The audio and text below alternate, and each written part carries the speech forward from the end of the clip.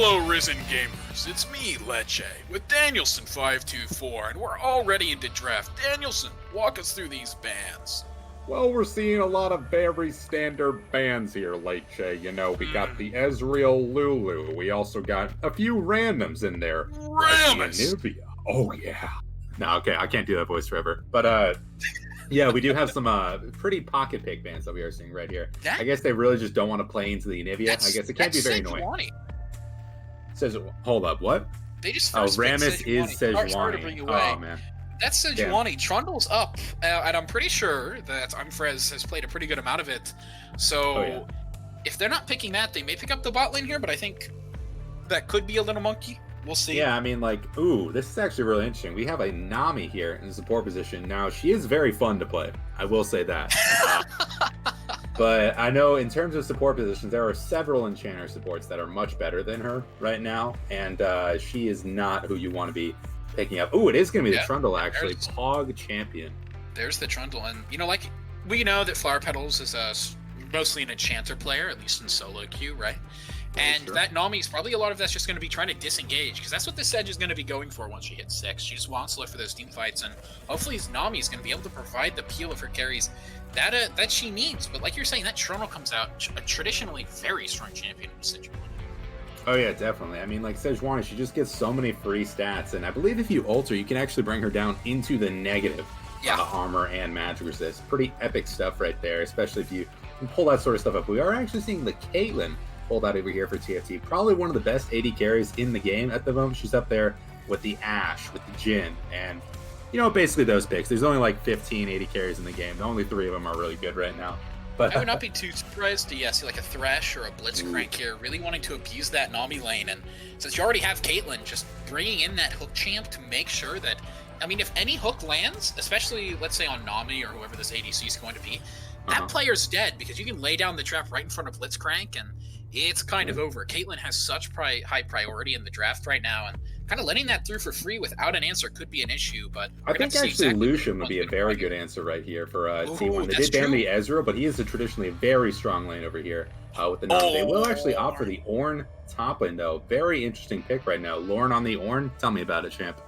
Well, it rhymes with my name, so I'm kind of the leading analyst when it comes to this champion. Did you know, for instance, he can upgrade your items, and that's pretty insane. Oh, yeah. I mean, it is very good, especially when you hit about, I think it comes in about 22 minutes. He gets that level 14, gets those items starting. I was reading some kind of efficiency chart recently. I think it's like 2,000 to 2,500 gold worth of stats on the Rabadon's Death Cap upgrade, and it's like only 1,400 worth of stats on the Locket upgrade. So it definitely depends on the items that you do go for. However, Locket is also an insanely efficient item right now. So if you're going for someone like the Trundle, who is going to be building probably a Cinder Hulk, it is a very, very good pickup and could save you against all this pick that they have on the side of TFT. You'll have to see now. T1 banning out two mid lanes. 2 mid laners, trying to think of what exactly would match up well into those two. Maybe an Akali, but it seems like T1 definitely have a good plan for who exactly they're going to pull out right here. I mean, they're light on damage, so they definitely need something right there. A lot of mid lane bans coming out right now. TF is actually a ban that I didn't expect to see coming out right here. I don't think he's played too much on the side of TFT. I don't even think he's that good of a mid laner at the moment. He did get that one buff, which brought him into the pick potential, but then he got like a nerf, and he's getting nerfed again this next patch. Kind of gross stuff, but ooh, Jinx is actually a very interesting pick. Not very good though, I don't think, actually. Jinx is actually really strong into Caitlyn, where it's one of the matchups where you actually, I don't know about the Blitzcrank part, because Jinx can just kind of snipe the early game, but being able to manage the wave pretty much as well as Caitlyn with the rockets provides a lot of value, and if she's allowed to hyperscale, that could be an issue. That being said, I don't know if Blitzcrank's going to give you that chance. And in 5s, it's not as easy as in solo queue to just be able to sit under tower, because when there's team coordination, you can just get dove on repeat. But Vayne, this could be top into the Ornn. I definitely think so. You know, Vayne top is seeing a little bit of play right now. When you're playing against someone like a tank top who only really has 1 dash in their kit, you do have the ability to dodge around a lot, get a lot of free autos for yourself in there. You know, rush those Berserker Greaves, get yourself some fleet footwork, and just be like that little pecking bird, you know, getting on his head all the time, just annoying him, I guess. Ooh, but mid lane though, Echo coming out over here for Via on TFT. Now, he is a very big Echo player, and I'm really excited to see this pick coming out. An assassin against the Jinx, that is exactly what I want to see. Yeah, exactly. If Echo's chunked out almost in any way, Echo's just able to follow up and insta-killer and just, like you said, get right out. This last pick is going to mean a lot for T1's draft. They need AP, so you're probably looking maybe Corki, maybe Azir, maybe Orianna, but Ori is banned. So you're kind of having to ask yourself what this is going to be, and that was definitely definitely not the pick. That's Kog'Maw. That may be AP Kog'Maw mid. I do think it is the AP Kog'Maw mid, and he has been seeing a lot of play recently. He got some pretty major AP buffs a few patches ago, and he is seeing a lot of play, specifically in the LEC, where people are, a lot of long range mids is really what's being seen. There's the mid laners like the Orianna or the Azir who are hard countered by something like the artillery mages. I guess a lot of people just don't like where Xerath or Lux mid or even Vel'Koz are right now. They'd rather go for the Cog plays. You get that level 16, get your tier stacked all the way, you get your death cap, and you're just doing so much damage with that ultimate. It's insane. Yeah, by going AP Cog, you kind of become an artillery mage, despite supposedly, supposing to be an AP. But that is, like you said, normally really good into those Azirs, Corkis, Oris, the champions that you just outrange and aren't going to be able to get on you. The issue is, he's going to have to play this laning phase and even the rest of the game into Echo. If he ever misstep, Echo's going to be able to punish him so hard. So this counter pick coming out from Team 1, a few question mark pings are going off in my mind. I completely agree. I think they definitely have the scaling on the side of T1, but whether or not they're actually able to get to that scaling is something entirely. They have basically 3 winning lanes on the side of Teamfight Tilters. Echo into Kog'Maw. You get one gank from your jungler and that lane is just over. You get a little bit of a golden and he's blowing up every time. Gonna make a lot of use out of that true damage passive. Pretty sure there's a Twitch chat spam about that. But other than that, I think that they have a lot more to be working with on the side of TFT. They have a lot of tools to both create a lead and go for picks and secure a lot of early objectives that could create an insurmountable lead over there against T1. Yeah. You're talking about the scaling advantage, but even then, teamfight's going to be really hard to play out because while I am a big fan of Jinx, if somebody gets on you and you just don't have the peel tools, it will be an issue, right? Jinx and Kog'Maw don't really have a front line here. There's going to be Ornn, and he's a pretty big boy, and if Trundle steals Sedge Tank, maybe he's going to be able to be more impactful, but versus the absolute, the pick potential from the Sejuani, from the Blitzcrank, if any of these squishies get caught out, it is going to be devastating. So we have to keep an eye on how exactly, especially this Nami, keeps up her vision control and make sure to, properly ward side lanes and play the right places, because if any of them get caught slacking, that'll just blow the game wide open. Oh yeah, I gotta say, it's times like these that I really say, what was the point of going for the Nami pick right here? Especially first picking. There's just so many better enchanters in the meta right now that you could have gone for. Karma was open. She's one of the best blind pickable champions in the game. Can be flexed into 3 lanes. Did get some nerfs recently, keep in mind, but she's still extremely good. You could even go for the Lulu if you were planning to go for that Jinx. Get all that bonus attack speed, shielding, disengage power, especially against someone like the Echo, and all that extra damage that's associated with that. Or even you could have flexed the Kog'Maw into the bot lane and go for the ever-pervasive Kog'Maw Lulu that I love seeing in my solo queue games. But I am seeing something interesting right now. Looks like they're switching around via Enrico, putting Enrico into the mid. They're not playing Sejuani mid, are they? There's no way. There was only one time lane Sejuani was a thing. That was last year in Korea. Yeah, it was top lane and everyone took fleet, and it never showed on a competitive match, but everyone would always start talking whenever a Sedge was picked, and they're like, guys, this could be it. It could be the Sedge top. But what was the counter pick for that? I don't know if there was. Who would you pick that into? Was it just good into the meta picks like Aatrox or something, or Akali, or?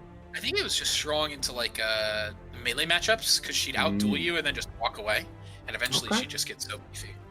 I like it. Because Sedge does a lot of damage early. Yeah, that is true. But again, let's just talk about these picks. Let's talk about how these team fights are expected to go. I actually really do kind of like the Vayne right here. Sure, they don't have that strong of a front line with just the Sejuani, but they do have the pick potential in the Blitzcrank. But the Vayne, what she brings is a lot of shred to a lot of these frontliners right here. She gets those 2 items, that Blade of the Rune King, that that Ginsu's Rage Blade. And that Ornn and Trundle, no matter how much stats they build, they are going to get shredded in basically like 5 seconds worth of autos over here from the Vayne. So, you get like a little something there on the Jinx. She can't auto you down, and just your front line's going to be dead in just a second, and you're just not winning those team fights. Do you think that there's many ways they can win this one? Which team do you mean by that? Well, I was saying that I think teamfight tilters are going to have such an advantage here in the early game, mid game, and maybe the hyper late game is where Team 1 is going to have the advantage. Once team fights start to happen, there's going to be a really big issue for the teamfight tilters this game, and that is their interaction range, especially on like their top laner. I think if you're not finding a pick, Jinx, Kog'Maw, even Trundle Pillar, like when Vayne walks up to auto, Trundle Pillar will lock her down. Ornn as well. So this Vayne is going to have a pretty hard time traversing the team fights, but I do agree with you in the 1v1 she's going to stomp. If she's given that space to be able to pop off, Ornn is going to just, like you said, die in 5 seconds flat. Oh, yeah. If not faster. But I think one of the issues is going to be, is Emu Friend able to pilot this AD carry to that potential, right? If Kog'Maw is able to chunk you down before you get in there, and Jinx just keeps outranging you with her rockets, and even Pillar, if that can lock you down, we're gonna have to see exactly how Blue Side pulls this game off. But before we speculate anymore, I want to get your prediction, Danielson. Who do you think takes this game? Based solely off of the draft, I think that teamfight tilters are going to win this. However, I will say that usually in game 1, we do get kind of a sense for how both of these teams are playing, who their strong players are, who the real carries are, and how much you can judge their draft based off of the players' playstyles. So that is going to be a soft teamfight tilters. Game 2 and 3 is where I really expect some more hard answers for you there. Daniel, when I first entered the amateur scene, there was one man who I asked if I could stream his game, and that was Neversaw, baby. This is easy. Team 1 obliteration. Teamfight tilters stand no chance. But for all of the audience to get on my side and believe me as well, they're gonna have to see the gameplay. Don't go anywhere. We will be right back with game 1 of Teamfight Tilters versus Team 1. Oh yeah.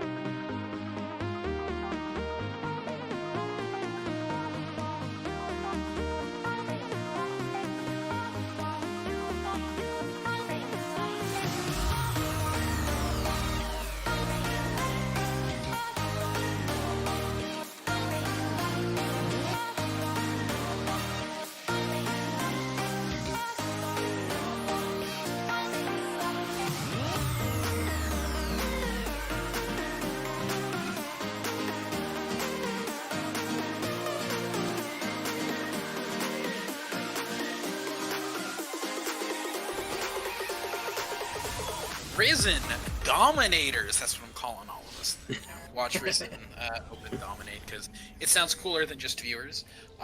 We are back with Team 1 versus Team Fight Tilters, and both teams are already getting off to a pretty aggressive start. Both are walking towards the bot side of the map now that it's all showing on stream again. This is going to be pretty hype, I think, because Blitzcrank, he's always going to look for this invade. He may just blind hook this.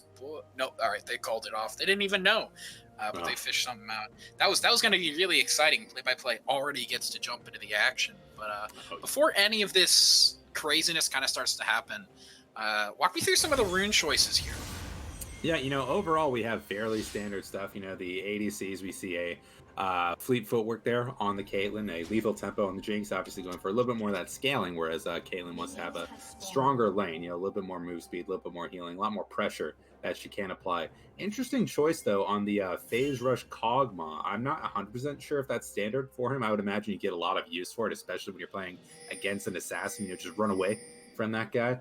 Press the attack. That's very, very good on a jungle bruiser. You can proc it a lot more easy than the Conqueror. But the one thing I think is a little interesting is the Grasp of the Undying on that Vayne right there. Now, you're probably going to have a lot of chances to proc it right there, especially against someone like the Ornn. But in general, you go for something like I don't know, usually in the precision tree is what you kind of expect.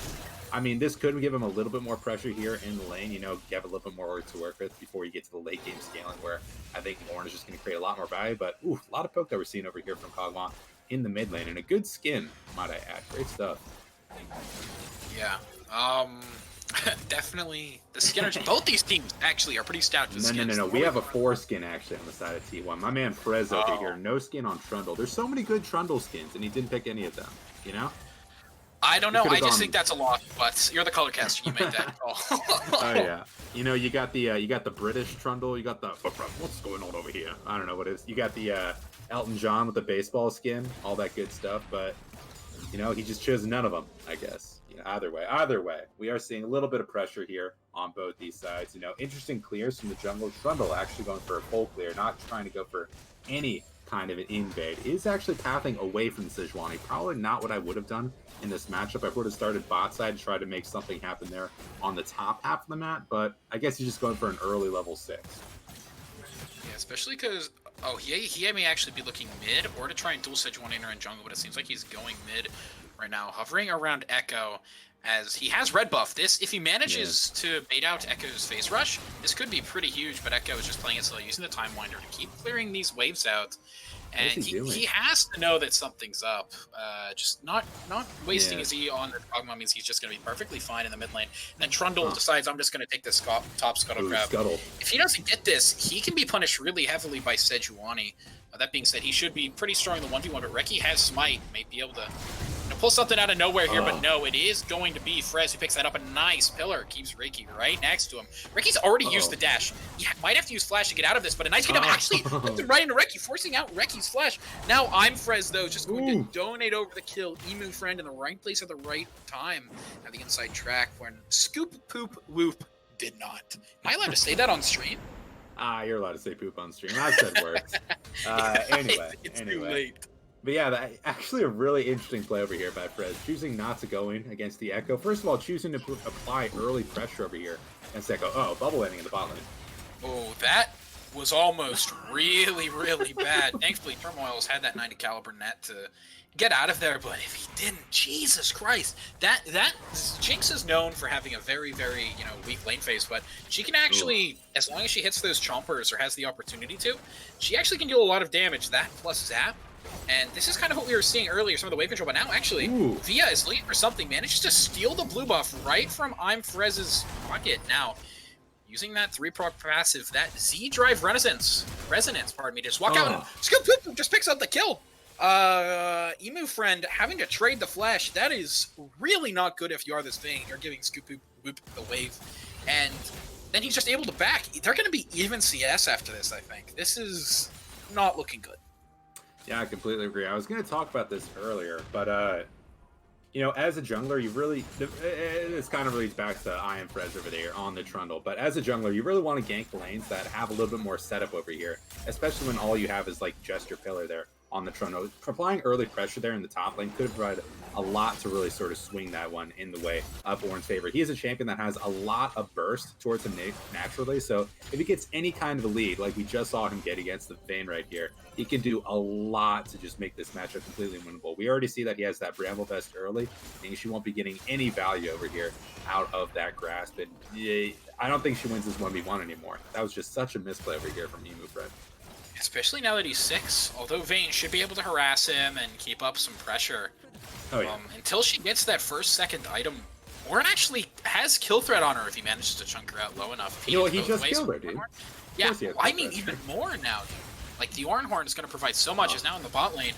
Both of these bot lanes are just trading back and forth pressure. Flower Petals walks onto a trap and gets chunked out just a little bit because of it. But that's Jinx and Nami are both going to reset. Both these bot laners have just kind of been playing it out. We're going to have to see what exactly these backs look like. And here's Reiki looking for something Onton never saw under his own tower.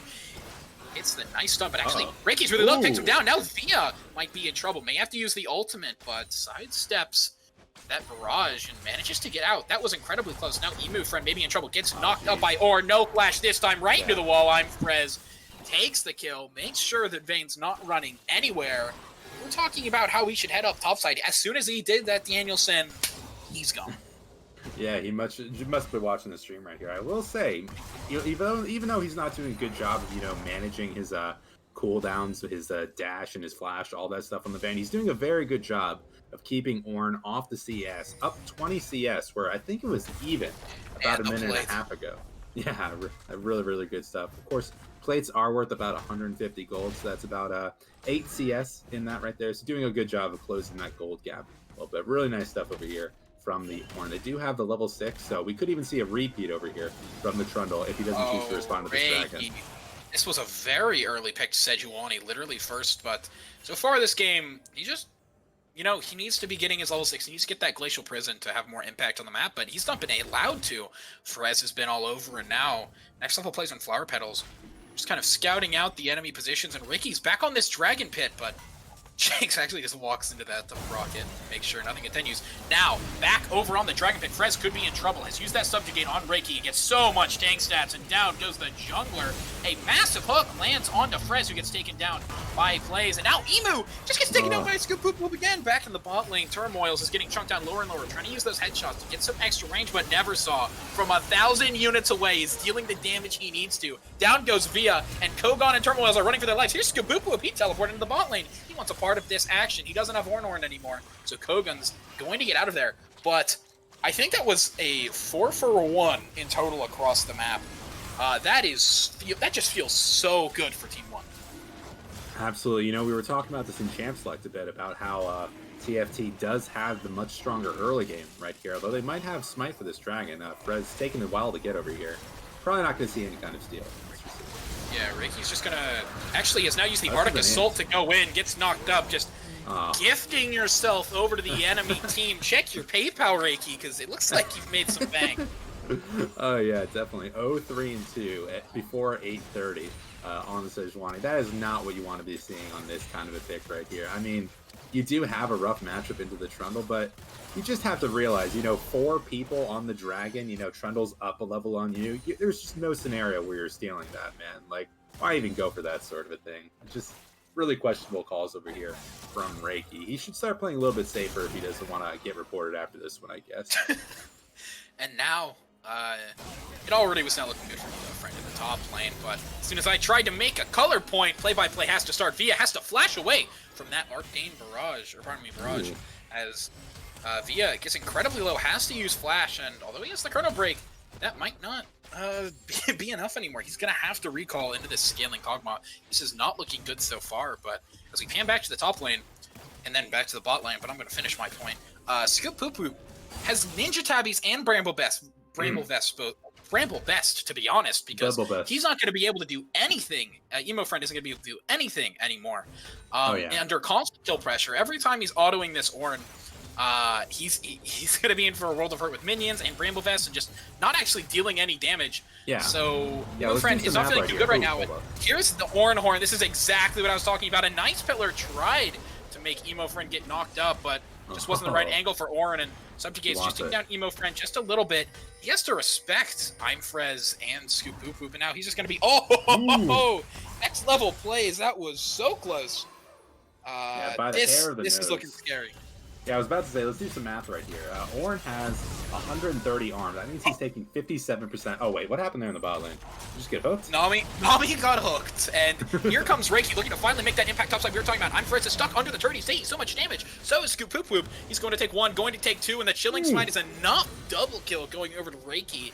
Not exactly the main member you want all this gold going towards, but it is a start, right? Teamfight Tilters need something here in order to get back in the game, and that top play may have been the first step towards getting that. Next level plays is using, pardon me, not Pow Pow, but Fish Bounce to try and clear out this back lane back wave of minions. I can't talk today, Danielson, so I'm just going to hand it over to you.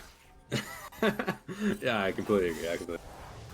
Yeah, I mean, we're just seeing a really, even though like the score is very, very close, the gold is actually leaning a little bit towards the side of TFT right now. I guess that's just mainly contributed to the way that champions are farming right here. We do have small leads in the side lanes, but we do also have a chunked out. Oof.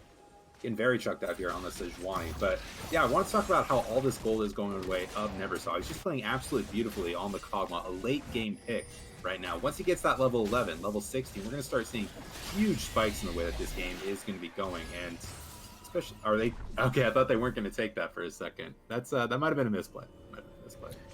Yeah, and the big thing about Rift Herald is when you take it, it's all about kind of, if you have the priority in lanes, be able to truly take advantage of the extra tower damage. And honestly, right now, I don't think any lanes from Teamfight Tilters really has that presence. You see all three lanes constantly push or under kill threat. So we're going to have to see exactly how this Rift is puffed, because it could be used to try and get this next dragon that is coming up in about 1 minute, 20 seconds.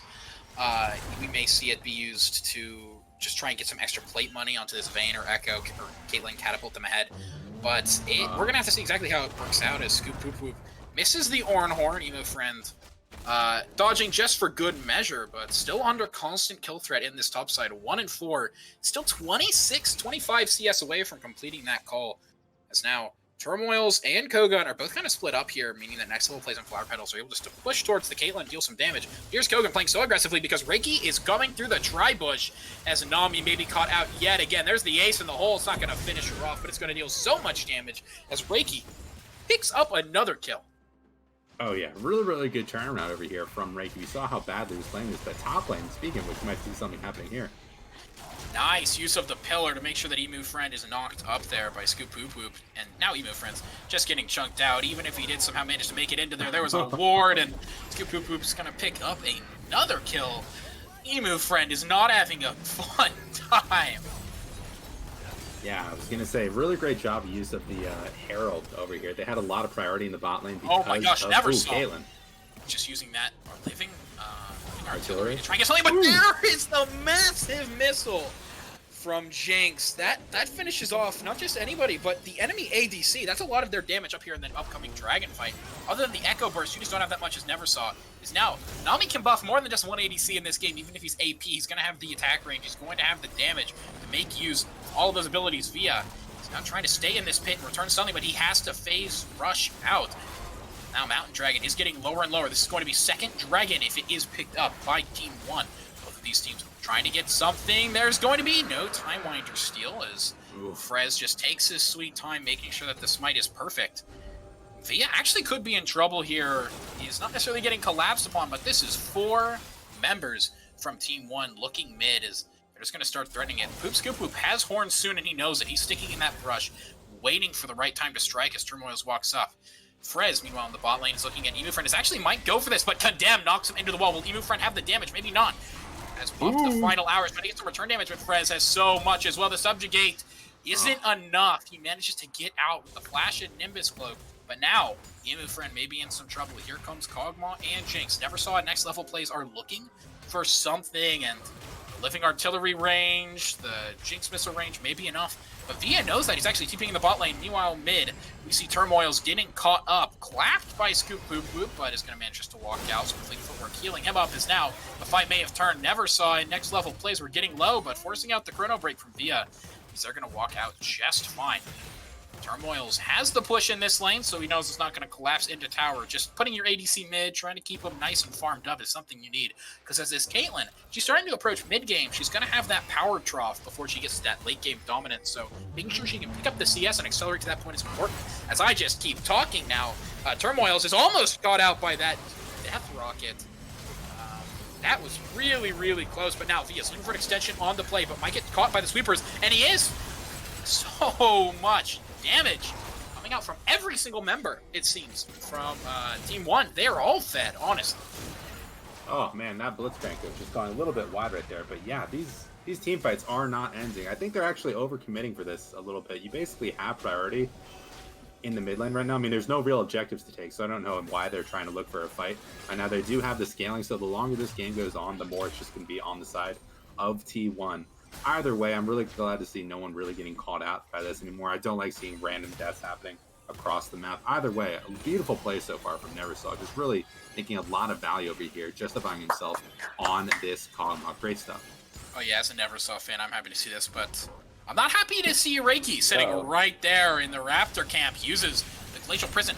I think Reiki just missed the arcane. No, he didn't, but Kogan thought that the play was going farther than it was. The Living Artillery return from Neversaw is managing to farm and deal damage at 1k range. Need to sit under tower and literally hit the wave in the middle of the map. But he knows he's got to back off. He's going to go pick up blue buff from his jungler and decide with. Look at the range on that. He's not even level 11 yet. You can imagine how scary this is going to be later in the game for Turmoils, for Emu friend. This Kog'Maw is already on a good start. There's no world in which he should be 3-0-3 at this point. Yeah, I completely agree. When you go for a late game pick like this, you really expect him to get punished a little bit more by this Echo. The fact that this Echo, a champion who really just hopes to like snowball off of Roam's pressure in his own lane, is 0-1-1 here at 17 minutes, really just does not speak very highly for team fight tactics. I'd really like to see this guy pick up some kind of this kill here in the side lane, at least create a little bit more pressure for himself, because other than that, he's, aside from maybe landing a big W in team fights, we're just not going to see too much from this champion at all in this game.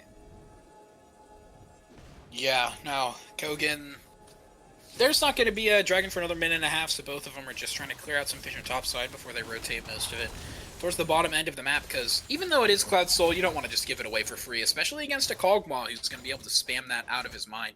Kog'Maw, Trundle, even Nami feel pretty good about these next two Cloud Dragons. So this, if these go over for free, if there's no way for the Teamfight Tilted to contest it, they're just in more trouble. But by the same token, how are you going to? All of your attempts recently have just fallen flat, and after a while, you start to, your confidence starts to get hit. Yeah, I completely agree. You know, when you go for like an early game team comp like they did go for, of course they do have the scaling there in the vein, but they've really thought that they'd be able to make something happen in this game by now. They've sort of been picking up random kills every once in a while, overcommitting, but we do see something happen in the top lane. Frez is caught out, not even able to use the subjugate, so he's just going to be torn apart like paper. Emu friend is looking for something, but ends up being zoned off. That's a really big pick, though, especially when you're fighting around these neutral objectives. Managing to take down the jungler, especially the Trundle, who's one of those critical frontline members for Team 1, is going to mean a lot. Now, Kogan looking for something, but so is Via. So much choke control right now coming out from the Echo. Skapoop move may have been caught out. Doesn't have the armor. Has to flash over the wall as soon as he sees that Caitlyn trap. The hook isn't going to connect, but a massive bubble. That's two. Kog'Maw as well. Neversaw picks up the kills. Looking for more with the Living Barrage, and he gets a double. Now Turmoils is slowed. And in comes next level plays. Trying to get some extra damage to the chain gun. Pow Pow is going to do it. No, it's Fishbones. As now Reiki is getting lower and lower. The Herald goes over to him, and he picks it up, but he may not be able to get out with his life. As Living Artillery and all of the extra damage from Jinx. They can just hit from so far. And another 4 for, I guess at the end of that play, it was 4 for 1 if you consider it I'm Frez as part of the play, but he's actually just instantly pat down bot side. He's taking this dragon. Big win for T1. Flower Petals coming up absolutely huge on that Nami right there, landing just the crucial bubble, getting 2 free kills, just a completely swinging that teamfight right there. And what it means for them, they get even more kills off the back end of that. They get that tier 1 mid, and they get themselves to soul points over here. I really do like Cloud Dragon soul a lot of these games. I think it's probably top 2 souls in the game for closing it out. I think number 1, I really don't like Ocean. I've been liking Mountain a little bit more recently. What do you think is really the strongest one right now? I think a lot of it is just kind of when people give powers to souls. Other than I think Ocean Soul is good on like pretty much everybody, but I think that's like its main strength is it's very versatile. Just because it gives regen and everybody loves regen. And Yeah, after that is that, it's true. kind of after that I rank it pretty much just about compositions, right? So like if you're a poke comp, you're going to like Infernal Soul. If you're you know tankier and more team fight, you're probably gonna like Mountain a pretty good mount, especially if you're the enemy team is just a bunch of assassins. Having that extra 400 health is gonna be really valuable. But I think both of these teams actually are going to like Cloud Soul quite a bit, but especially Team 1 is Emo Friend has overstepped his bounds yet again. Here comes the Ornhorn. Is he going to be able to dodge it? No, goes invisible, but it doesn't matter. In comes the clap from Scoop Boop Whoop. He picks up the kill. I gotta find something else to call this guy. That name is tilting me. Scoop, poop, whoop. Sounded like a Kanye West song, but yeah, melee form on the vein is not what you want right there. Ooh, big Ricky's looking for something. Flower Petal. That was a massive tidal wave. First the bubble, now this. She's just been popping off this game. And Via is caught out in the chompers as soon as he comes out of the teleport. Has to use the chrono break to go all the way back to bot lane versus the Kog'Maw. And now Reiki walks away with his life, but so many sums were burned in that fight, both of them for bot lane. The Ignite from Togun, and also both mid lane summoners, which means he's going to have a much harder time facing a Kog'Maw, which you already see from his health bar. Being forced back to lane already, but here's the angle from Reiki and Togun. The Chompers don't hit this time, except onto the Blitzcrank, who walks right into him, which means that Reiki isn't going to have the room he needs. Turmoils is just gunned down right now. Pow Pow is dealing so much. There's the zap, and the auto attack is just enough. Condemn as well. Puts back next level plays, but the Get Excited is enough to get him back into the fight. Gogon gets solo. Emo Friend may walk out, but a flash from Flower Petals to ensure the kill. A triple kill goes in a next level plays pocket, and this turret now is under threat. Yeah, because they don't really have any pressure. Oh, hold up. Oh my god, Scoop Boop was looking for something. Oh, he's rooted. I don't think he could have chrono braked, even though it was up there. Another Jensen, another kill goes into the pocket of next level plays. That is so valuable for this Jinx because she needs those items to start getting rolling in these fights. But 7-0-6 when she backs, she's sitting on 2.5k gold right now, so she's going to be super happy being able to pick up that Runeans, maybe even an extra BF sword, depends on what she ends up going into. Yeah, no. Next level plays feels super happy right now. Neversaw's just been sitting in a side lane challenging anybody who fights him, but now Ricky may have taken up that challenge. Neversaw, though, uses the face rush and just walks out. This guy is just unkillable so far in this. Yeah, I'd like to talk about sort of how my predictions is, because I actually thought TFT had a much better draft going to this one.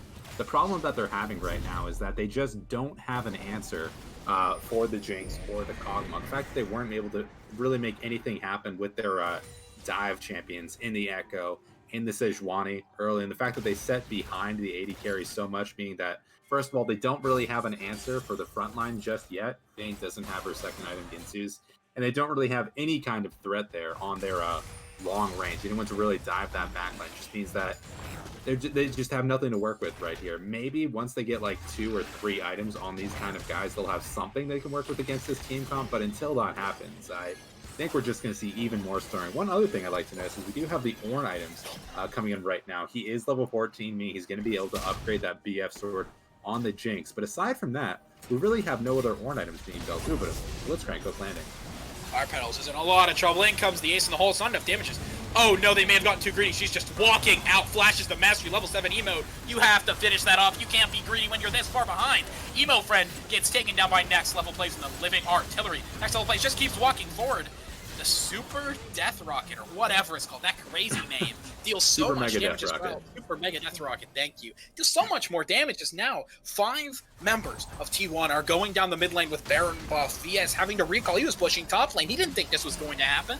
And now, I mean, what can you do to stop this right now? Only people up are Via and Reiki for the foreseeable future. Next 20 seconds, at least until the other members are able to come and fight. Via's looking for something with this parallel convergence, but you know, Team 1 are just going to walk away towards this Cloud Soul, and you were mentioning how you think, Cloud Soul is strong, and I agree on these members. It is a lot stronger than the credit that it gets is, everyone's just stacked. Oh my gosh! Never saw. It's fine. He can hit it from this distance. He doesn't realize there's a ward in that bush, though. Echo may look for something. Reiki has to go right for this dragon if he wants to steal it, though. The Arctic Soul goes into there, and he manages to smite it away. That means no soul, but Reiki is going to fall. Never saw. Doesn't get hit by the ultimate damage in the end, and down goes Via as Never Saw goes godlike, and Never Saw tries to block that, but next level plays in a little bit of trouble. Now I'm Frez just going Mach 10. He's so fast he's able to run over that trap. And now Orm was looking to TP into the enemy base, but yeah, he doesn't really have what he needs to do for that fight.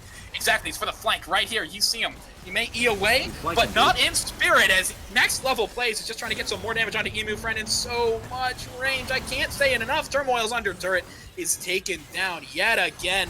The Ornn item on this Jinx. So much damage right now is it seems like T1 are just looking for the end. Kogon is sitting in base, just so sad that this happened. Can't even get a hook on his scoop poop poop as he buffers it, and that is going to conclude game 1 of this series.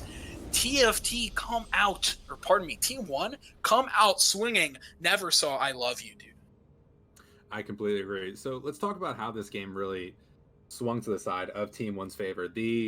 In draft, they had a very powerful backline in the AP Kog'Maw, in next level plays on the Jinx. If these guys are autoing you, you're going to end up dying, basically, or using their ultimates on the Kog'Maw or whatever, right? The answers to that you had on the side of Teamfight Tilters was the Echo diving, was the Blitzcrank landing a hook, or was just the Vayne instantly shredding your front line. What you saw was Kogon really not landing many hooks there on the Blitzcrank, looking very rough, actually, with that pick. He landed a few clutch ones, but other than that, we didn't see Via doing too much here on the Echo. He fell behind. He died to the I Am Frez ganks.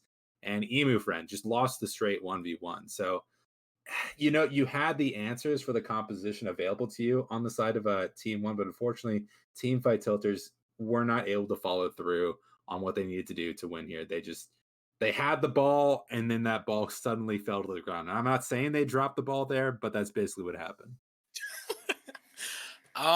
Yeah, and I think a lot of this was you counterpick yourself, you counterpick yourself for the Vayne top in a tank matchup, and then which already is not as favorable as it first seems, and then you're not even able to get the early advantage they are able to. I mean, haven't able to have the global impact that he needed to, and I'm Frez, even though he didn't necessarily have that massive impact, it didn't even matter because he was just keeping Reiki down. He was doing everything he needed to those fights by shredding down Reiki, which was the only front line for TFT, the only tank member on this whole composition.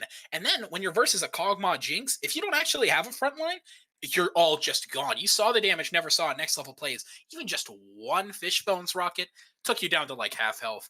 That game was not looking good. So if you are Teamfight Tilters, how do you kind of pull this one back? Is it a change in draft? Is it a change in gameplay? What are you looking for them to be able to do game 2? Well, I do think that they had a very strong draft and could have played this one a little bit differently. For example, I really would like to see Reiki provide a little bit more pressure there in the mid lane. I mean, you saw how I Am Frez, he just went to mid after his first 3 camps, got that level 3, and just sat there for about 30 seconds. Didn't even decide to go in. It was all a mental game right there against that Echo. But yeah, he had the winning lane there against the Kog'Maw. Kog'Maw just randomly picked up 3 kills in a 8-minute fight there in the bot lane, and it kind of just felt over for them after they got those early kills there on the back line. Echo I think he died or something at the beginning of that fight. But yeah, I like to see them providing a little bit more early pressure and getting their snowballing champs snowballing. And, I guess maybe just evaluating more so which champions that each players are good at. Because I don't want to say who, but a few of these guys just looked like they were trolling a bit with their play style on these picks. Yeah, I think in the meta right now, where there's so many strong first picks, I don't think you can first pick Sejuani, especially when they first picked Nami on the side of T1. That was not. Yeah, I think both of those are troll, but T1 won, and results based analysis is the name of my game, so it must be OP. But we're gonna have to end up going into a break to set ourselves up from game 2. Don't go anywhere. We're gonna be lightning fast. We will be right back.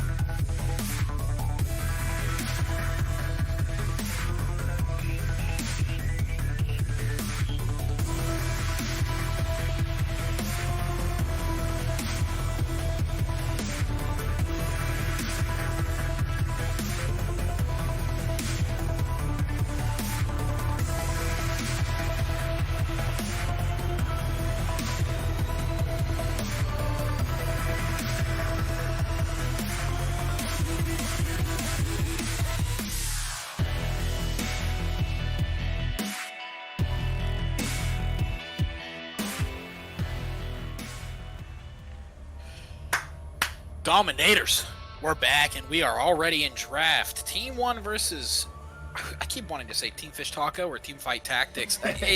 It's too hard to not say either, so we're just going to TFT. Team 1 versus TFT, we're back. The bans have changed up a little bit. Akali has been banned by TFT this time, so hopefully their game changed. Yeah, the Anivia is definitely the same, and the Hacker Miss as well. Team 1 want to stick with what has worked after their last game. Absolutely just incredible showing. Oh yeah, I mean, it kind of just looks like we're getting the salty run back over here. Like we said, I thought that T1 definitely had a better draft and had more options to really play that one out than they ended up using. So I mean, like, so far we're seeing the exact same bans almost. If we see the Morgana and the Lulu, and they're basically confirming the salty run back right here. We're going to see the same first picks. What are you thinking, man? If Sejuani gets first picked on the other side, because teams have swapped. If we, I think at least, if we see another Sejuani first pick, I am going to lose it. Yeah, they really didn't get much value out of that. Oh man. Exact same bands over here. Ooh, Orange picked. I don't know if this is that much better. I mean, Orange's not that big of a first pickle champion. Technically, he can be flexed there into the mid lane, and he's very good into most matchups. I mean, maybe they can pick something like a Darius or a Mordekaiser to really kind of counterpick that, but I just don't want to see the Vayne run back here. He just did not look very good, Emo Friend, on that Vayne. Yeah, that's definitely not going to be the matchup again. If it is, I respect your confidence, but a lot of things do have to come into the, back to the drawing board. As Caitlyn is getting picked up, we were talking about last game how this is an absolutely dominating, just absolutely the most powerful ADC in my opinion in the game right now. There's definitely others, to compete, like Ashe. Senna's really good weak side, but with Caitlyn, she's just so strong right now. That being able to pick her up in this first rotation for free, T1 may be looking for the Senna in return. Probably the Ashe is honestly what you pick up here if you are T1. But we're exactly going to have to see what TFT opts for. And they pick up Olaf. That's almost definitely going up towards the jungle. It can be a flex to top, but it hasn't been for a while. That's more of a solo queue pick. As now it's on T1 to, return the favor. I definitely predict the Ashe, but they're up 1-0. They have space to kind of be looser with their picks, try out newer things. We're going to have to see exactly what they go for here as the timer does run down. Yeah, 3 seconds left. I mean, is it actually the Nocturne? Or we just see something about that? Because I kind of do like the Nocturne into this. I kind of like the Nocturne too.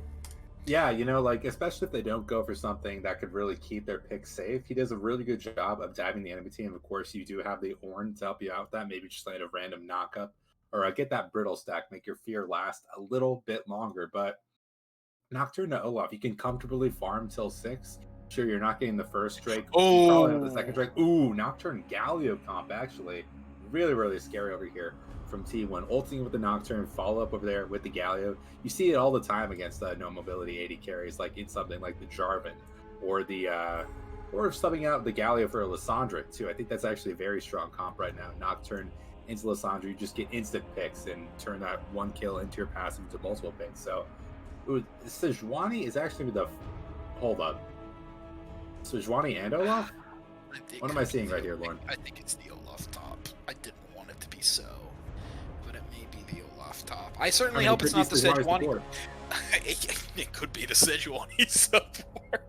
But you never know.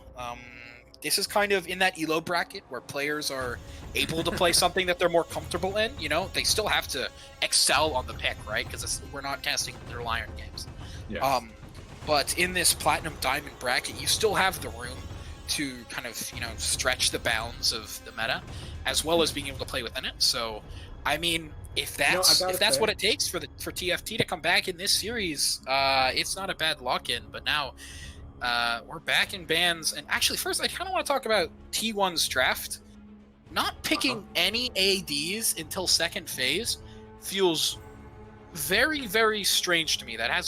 No one has really done that in at least this splits in pretty much all competitive regions. And I mean, look, right now Jinx banned away. That's what what Team 1 played last game. Senna now banned away. So T1, they have to have something pretty special in their pockets that they're ready to pull out like I said, Ashe is up, and I think she wouldn't really.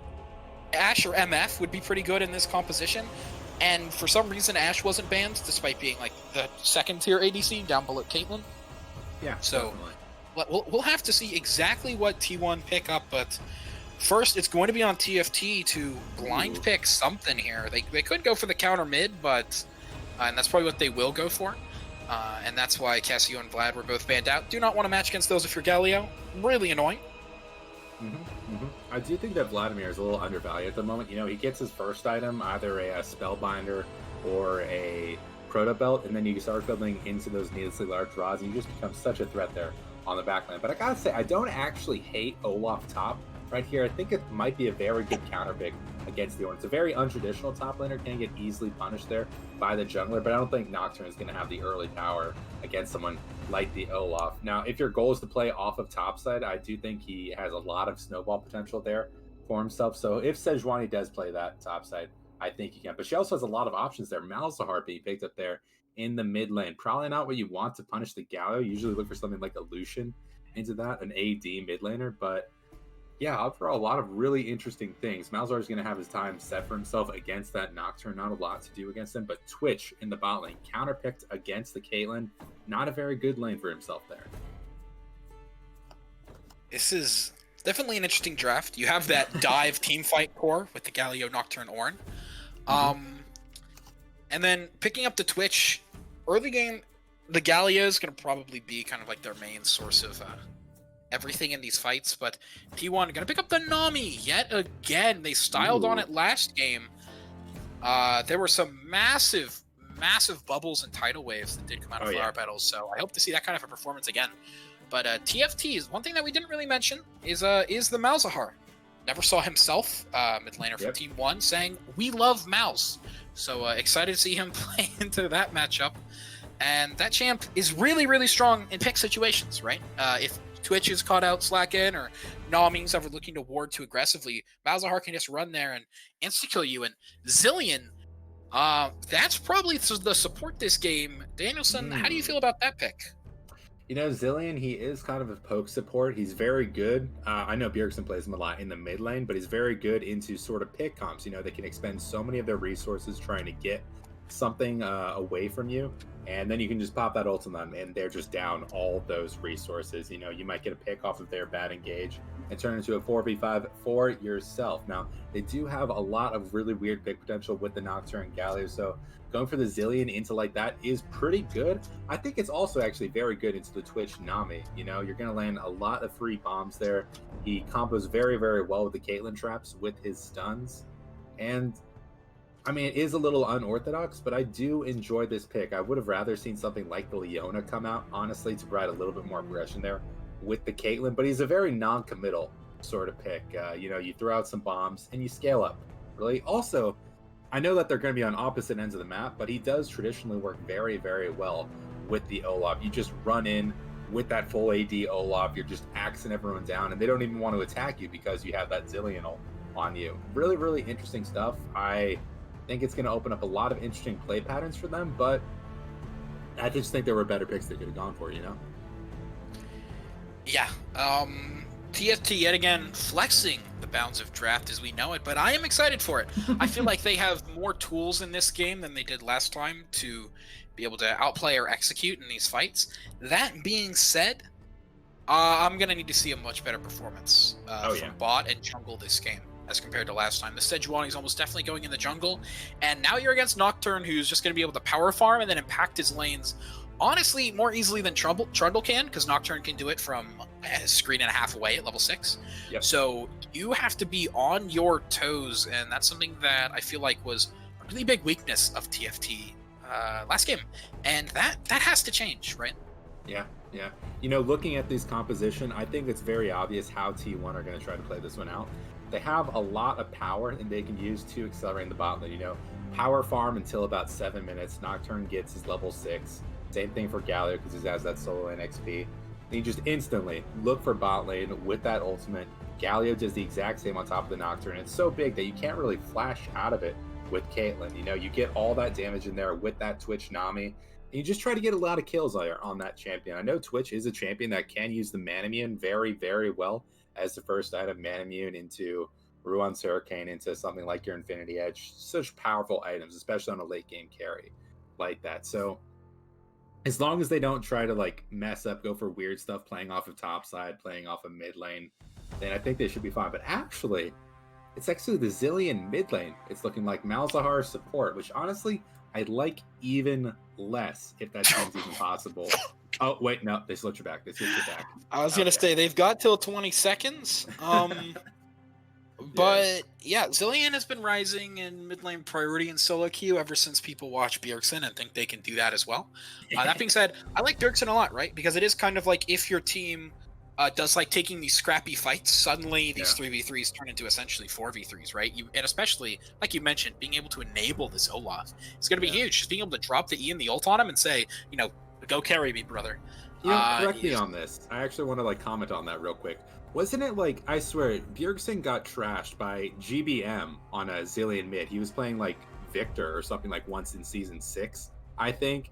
And he only picked it up after that game, I think, Like, did he learn that from that one game, I think? You know what I'm talking to about. Yeah. I think he's played that before. Until then. I'll have to look back on it. There's a good chance that his eyes were just opened, though. Man, I gotta say though, remember that is like a throwback right there. GBM, who was he playing on? Envious or something like that? I don't remember. I don't know. That was crazy.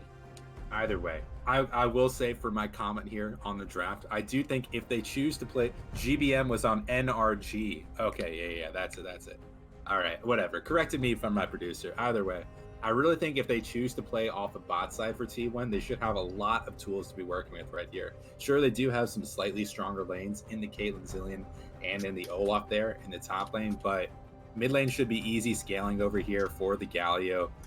I think they just have a lot of tools to be working with, accelerating that Twitch, because he is going to be the main carry here of this game. The one thing I will be watching out for, though, is that you just have so much to deal with the Twitch on the side of TFT. If he ever pops up behind you, you can just mouse ult him.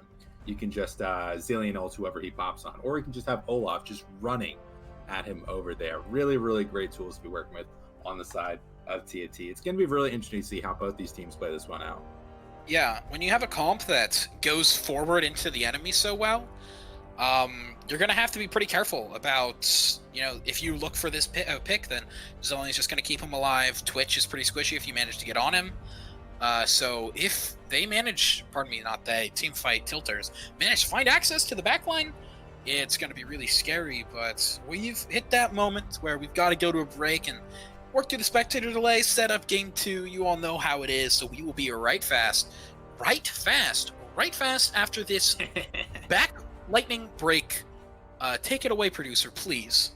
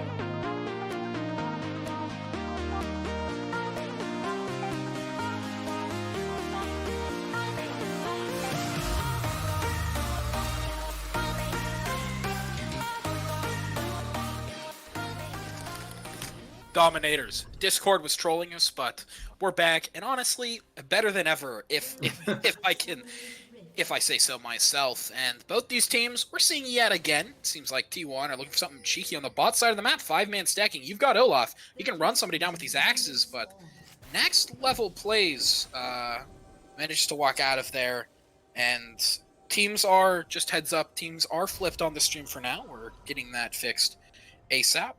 But yeah, because you show all 5 people on the bottom side of the map, what that means is you're giving up all vision of your top side. So you see that deep Raptor ward coming through for Team 1. That is massive. I completely agree. Yeah, that's getting a little bit of extra vision, helping them avoid those early plays over there by that Sejuani. She's probably not going to be too much for the threat. I think that Friz on this Nocturne is going to have a lot more to work with here in this early game. Reiki, he was pretty beautiful there on that Sejuani earlier, but you got to keep that guy locked down. Either way, the one things I am watching right over here is the Twitch. He's going to be the main carry here of this game. They're going to want to be playing off of him, and he is going to be starting the Cole over here into a pretty dangerous matchup. Very ballsy over here, but I like his gusto. He's not going to have so much to survive the bombs and the gate traps, but he is going to have that scaling. One thing that would really be beautiful from him is if he decided to go for the Manamune. I've been talking it up. It's very, very good on all 80 carries. Probably not Caitlyn, but top lane. What are we seeing here? This is the level 1 Olaf plays that you picked this guy for. This is a kill lane from the instant it starts until about 15 minutes. And at that point, Ornn will just outvalue you in every possible way. But until then, you run this lane, right? If you set up a nice freeze and just harass him with axes, there's actually nothing you can do. You can get any priority in the jungle you want. You can do, like I said, anything. But it's up to Emufriend to actually do that. Last game, we saw what he looked like from behind, and it was not pretty. So I really want to see Reiki enable him and, turn him into a player that can successfully, turn this game around for himself. Because if he doesn't get an early lead, we've seen what can happen. I completely agree. Just look at these CS totals over here right now. It's fairly standard in the jungle, but 4-13 there in the top lane. Really just speaking to some of the power that you get with these kind of picks. Not to mention how good of a early job that we are seeing from Galio in clearing these waves. He even has the early heal with him to just sort of survive this one. I gotta say, we talked about T1 and where they're gonna want to play off of this one, but what's your approach for TFT for playing this one out? Is it just try to accelerate the Olaf, I think? Or how do you play this one out for Reiki? I think early, yeah, you kind of have to set up the Olaf. It feels bad because Ornn is just the best weak side champion in the whole game, right? So it doesn't matter how much you stomp this guy. So what I think maybe is you enable Olaf to do whatever he wants even more. And then, oh my god, I didn't actually think he was going to be this low. Now using that heal, he has Unsealed Spellbook, so he's got more summoners in his pocket, but now Via may have overstepped when he tried to get that kill. Here comes Friz looking for something, using this sweeper to try and get some advantage, but Via is just going to walk out. Up comes Zillion to make sure everything's A-okay, but Friz calls the play off. But yeah, I think probably a lot of communication over there. I think that he really should have called that Malzahar used his flash earlier, because if we had the flash over there from Friz, that could have been just a free kill. Top lane. A lot of power over there in that Ornn. What? No, if Emufriend gets solo killed in this matchup, okay. What is happening right now, the fact that once Ornn picks up this wave, he's only going to be a few CS down, this really should not be happening, but as soon as I start flaming players, it's taken from me, as across the rest of the map, people are battling it out. Reiki gets so tanky with that Aftershock. The moment it drops, Friz keeps looking for the trade. He's now walked away, though, but in the bot lane, next level plays and Flower Petals are feeling really good in this matchup, and the faster you can accelerate yourself into that Manamune for Twitch, the faster you come online, and that feels so good. That bubble almost hit Turmoils. That would have been a kill. And I think Reiki knows how in danger his bot lane is, because he is already heading up, or heading down.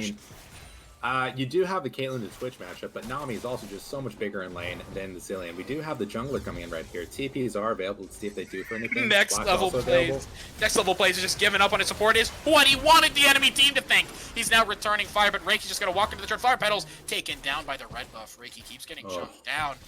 Where's the TPs? Oh no, next level plays doesn't have the expunge. He's actually getting lower and lower, has to flash away from turmoils, but using the heal speed, using the Nimbus Glow, gets the last auto attack. 2-0 for TFT. This game looks completely different from last time. They have a lead. Reiki is all over the map, and these guys are turning the game around. Yeah, I think that was actually the communication in these games are very rough. Like, both of these guys were just like so deep, and they have the ward sitting in river right there. That could have easily been the Ornn TP coming out, just turn around, get the double kill for your bot lane, and then it's just over, you know. But unfortunately, that did not come out. We are going to be going for the Blade of the Rune King, not Blade of the Rune King, the Boar. What am I saying?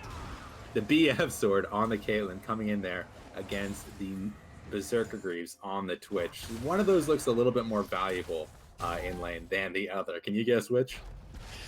BF sword kind of hits like a truck, especially when you have that much more range. Yeah, that is going to feel really bad, although Boots have a lot of stats early on. Picking up that AD just feels so good, especially if you're Caitlyn, and sometimes you're just able to auto him without even being able to have the chance to auto back. Reiki already back on the map. Poop, scoop, poop. Maybe on the Ornn again, but he's not dominating his heart this time. Even friend was chunked down, but Reiki is here to make sure that doesn't happen again. Poop, scoop, poop. 2 autos away from having to get stunned up, and already used all of his abilities, but still had to use the flash. This looks really good for Emo Friend. If he gets a tempo back off here, if he manages to crash this wave, it can feel really good for him, right? Because if he's able to get some golds, he has no mana right now, so it feels pretty bad. Yeah, a lot of the mana, if you have mana, Olaf just kind of runs the lane because you're able to spam those axes. And Poop Scoop Poop, although he has picked up the Thornmail early, or the Ramble Vest early, which I completely agree with, Olaf has to use Ragnarok just to walk out. And he is gonna barely be up or even in CS after this wave crashes. Emu Friend has just not been able to build up the pressure in this top side that he's needed to. Pip Scoop Whoop, honestly, is looking more like the strong side player, and he's on a Ornn. I completely agree, you know? Like, I really want to say that Ornn is supposed to be bad in lane, but like every single time I see him play, you know, it's just the Twitch chat spam, the tank, assassin, DPS, tank, shredder, carry, bruiser.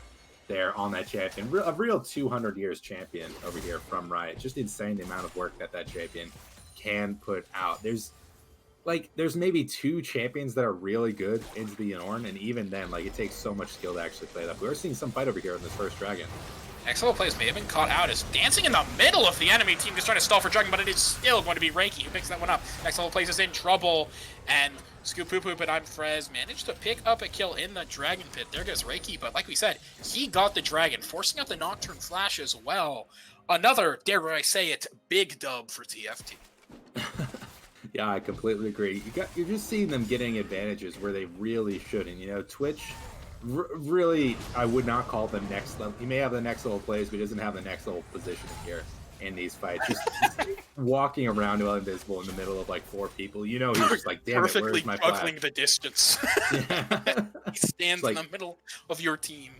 Yeah, you know, if I can get autoed by 4 people at once, then it'll hurt less, I guess is what he was thinking. He's not level 6 here versus 2 level 6s, so there's really just nothing he can be doing at this. I'd like to see some more play over here from the I Am Frez on this Nocturne. He had like some kind of plays for the Scuttle Crabs early, but aside from that, we really haven't seen any kind of ganks. He is that level 6. He did just use his cooldown there in that fight, even if he didn't actually cast it on anyone. There is still some pressure created by using that Nocturne ultimate, so maybe we can see a little bit more pressure coming out over here from this guy. Other than that, I think that they're setting themselves up very well on the side of TFT with some of these scaling picks that they have. Yeah, absolutely. And when we do hit this mid-game and objective fights become even that much more important, Zillion and Malzahar are going to be a real big pain to deal with, especially if you deny access from some of the members of Team 1. It's going to be pretty hard considering it is like Nocturne or Galio.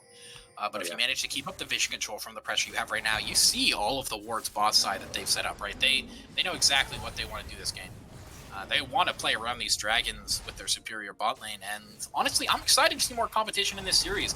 This time last game, TFT were down a lot more than T1 is now. Yeah, this time last game, I never saw had like probably 8 kill participation on that Kog'Maw, which really shouldn't have happened. So I guess what we're seeing is what would have happened if he's not on a carry pick and he's like not getting that early lead. Is he gonna be able to manage to find ways to carry his team right here? Ooh, fight happening in the top lane.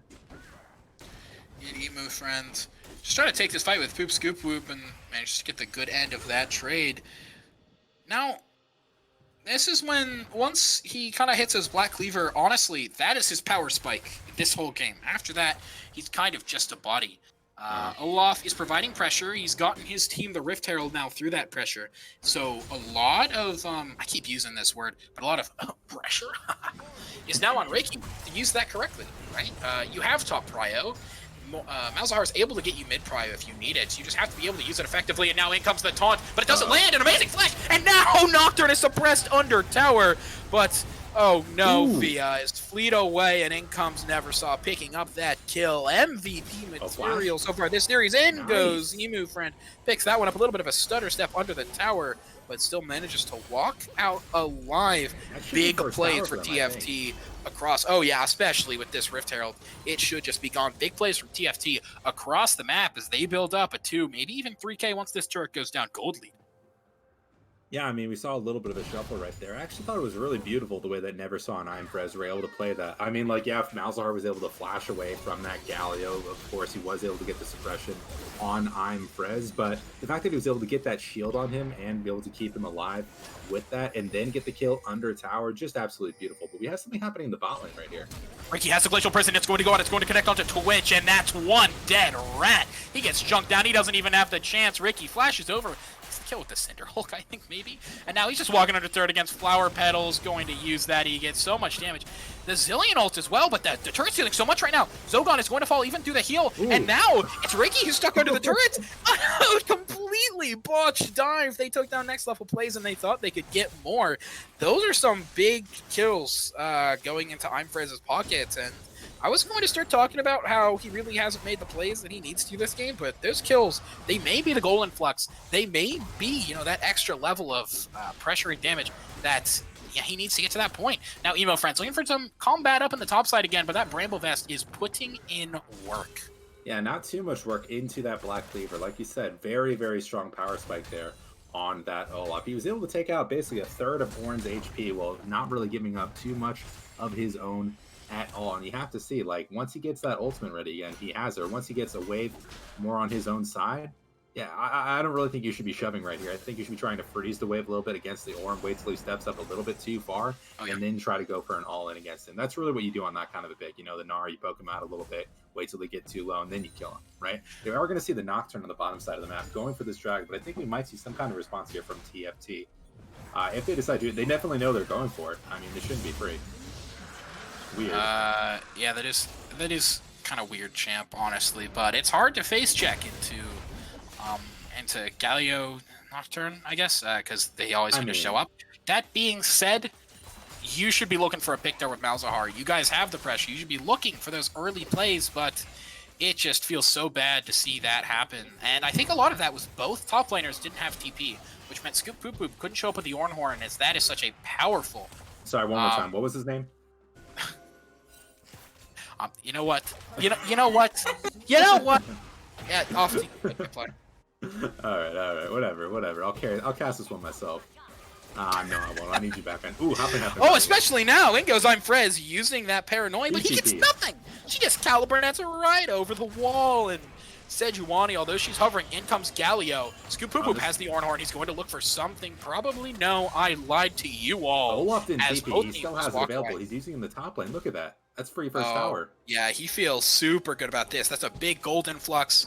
That's also, he's using it to let the turret take down as much of that that wave as possible. So Olaf is playing this part out pretty well, and Scoop Poop Poop, a wasted TP, but now this tidal wave could put in work. It hits Turmoils, but next level plays is zoned off by the extra bomb.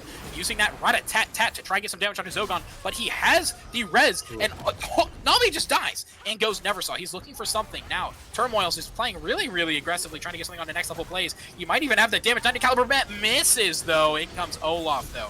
Using that extra speed, Zogon has the ultimate for himself, and he's going to stay up. Emu friend is putting in some work. Takes down Imprez. Maybe looking on the next level plays now, and he does. But a crazy flash from Neversaw means he's going to get a double taunt, and Zogon is running away with his life, maybe. And he is. Emu's friend is now going to punish Neversaw, who is caught on the enemy side of the map. Here's Scoop Whoop back on the top side. The action just does not stop. And Reiki is taken lower and lower, but returns and has to flash Scoop Whoop Whoop.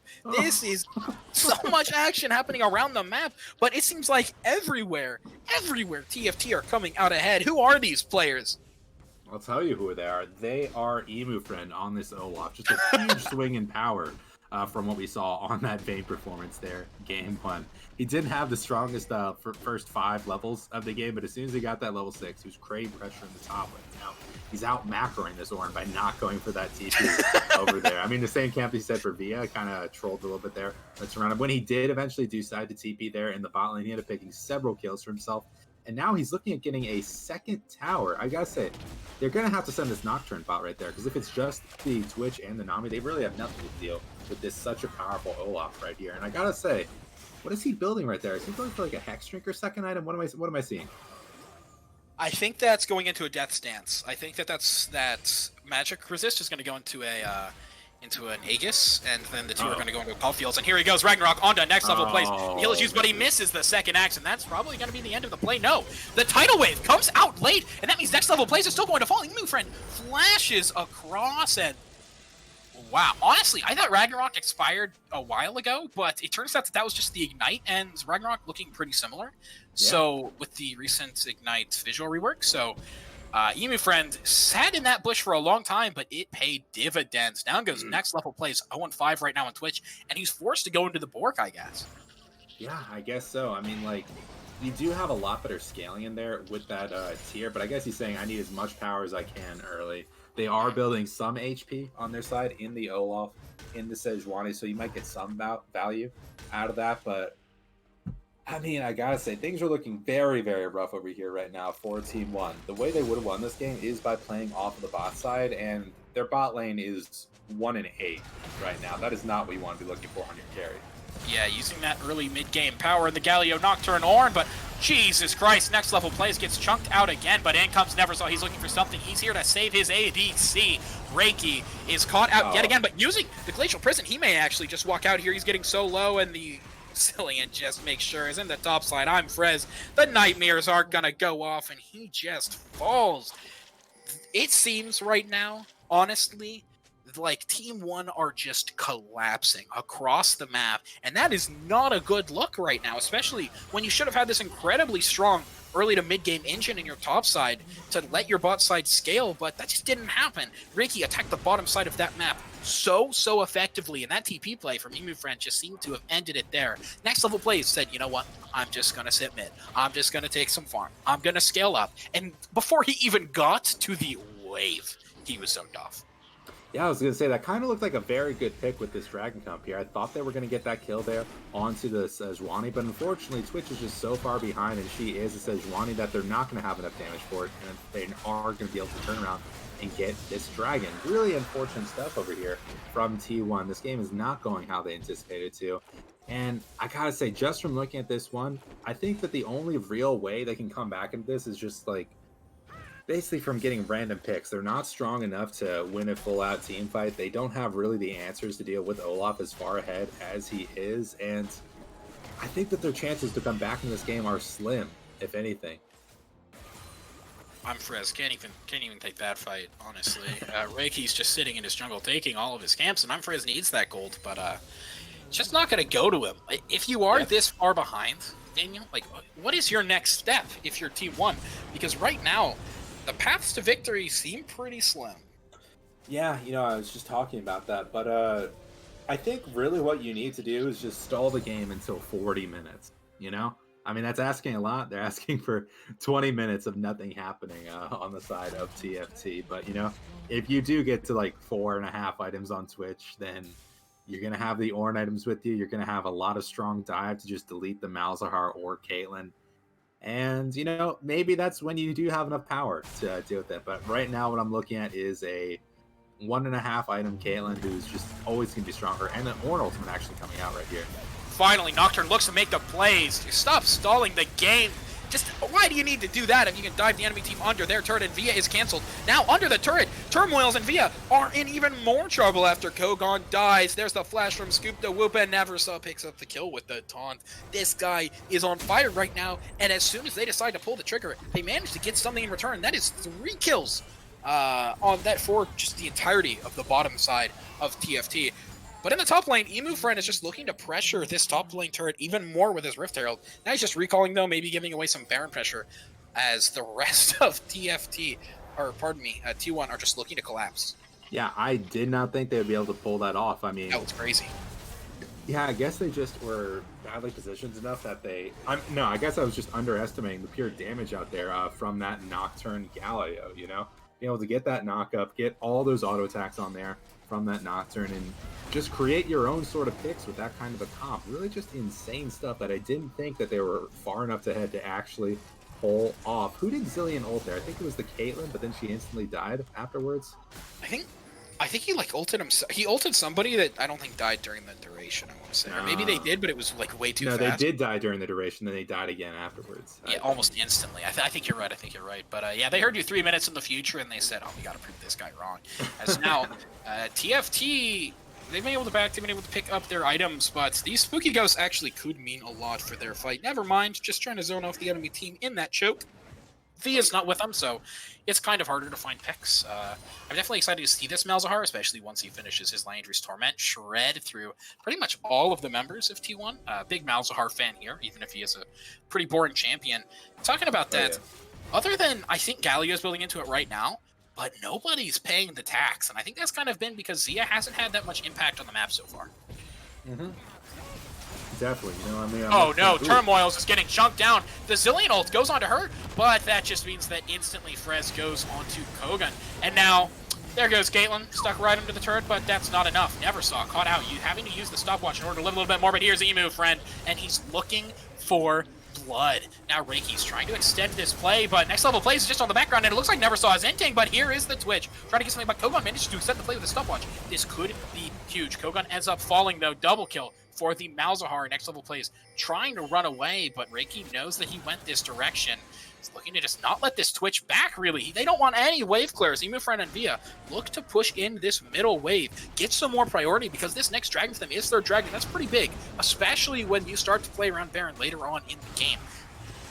Yeah, Soul Point just creates so much more pressure in being able to threaten that Soul Dragon, create a second objective on the map for your team and not really the enemy team. And I gotta say, really big props over here to TFT to have their members right there in the side wings, not just giving up the exact same pick that they were able to get on the bottom half of the map. Really good turnaround over here from the Malzahar, from the Zillion, and from Emu Friend on that Olaf. You saw him flashing over that wall into like 3 members of the enemy team. Absolutely a Chad over here. And I gotta say, man, are you feeling the Titanic Hydra? Oh, yeah, I mean, it's going to be answered right here. I was going to say Titanic or Ravenous, but yeah, Titanic is going to be much bigger for him in these team fights, as well as that stopwatch that he's picking up right here. Very, very big item on Dive Champions right here. Yeah, Dragon spawning in just a second. We have to see how these teams approach it.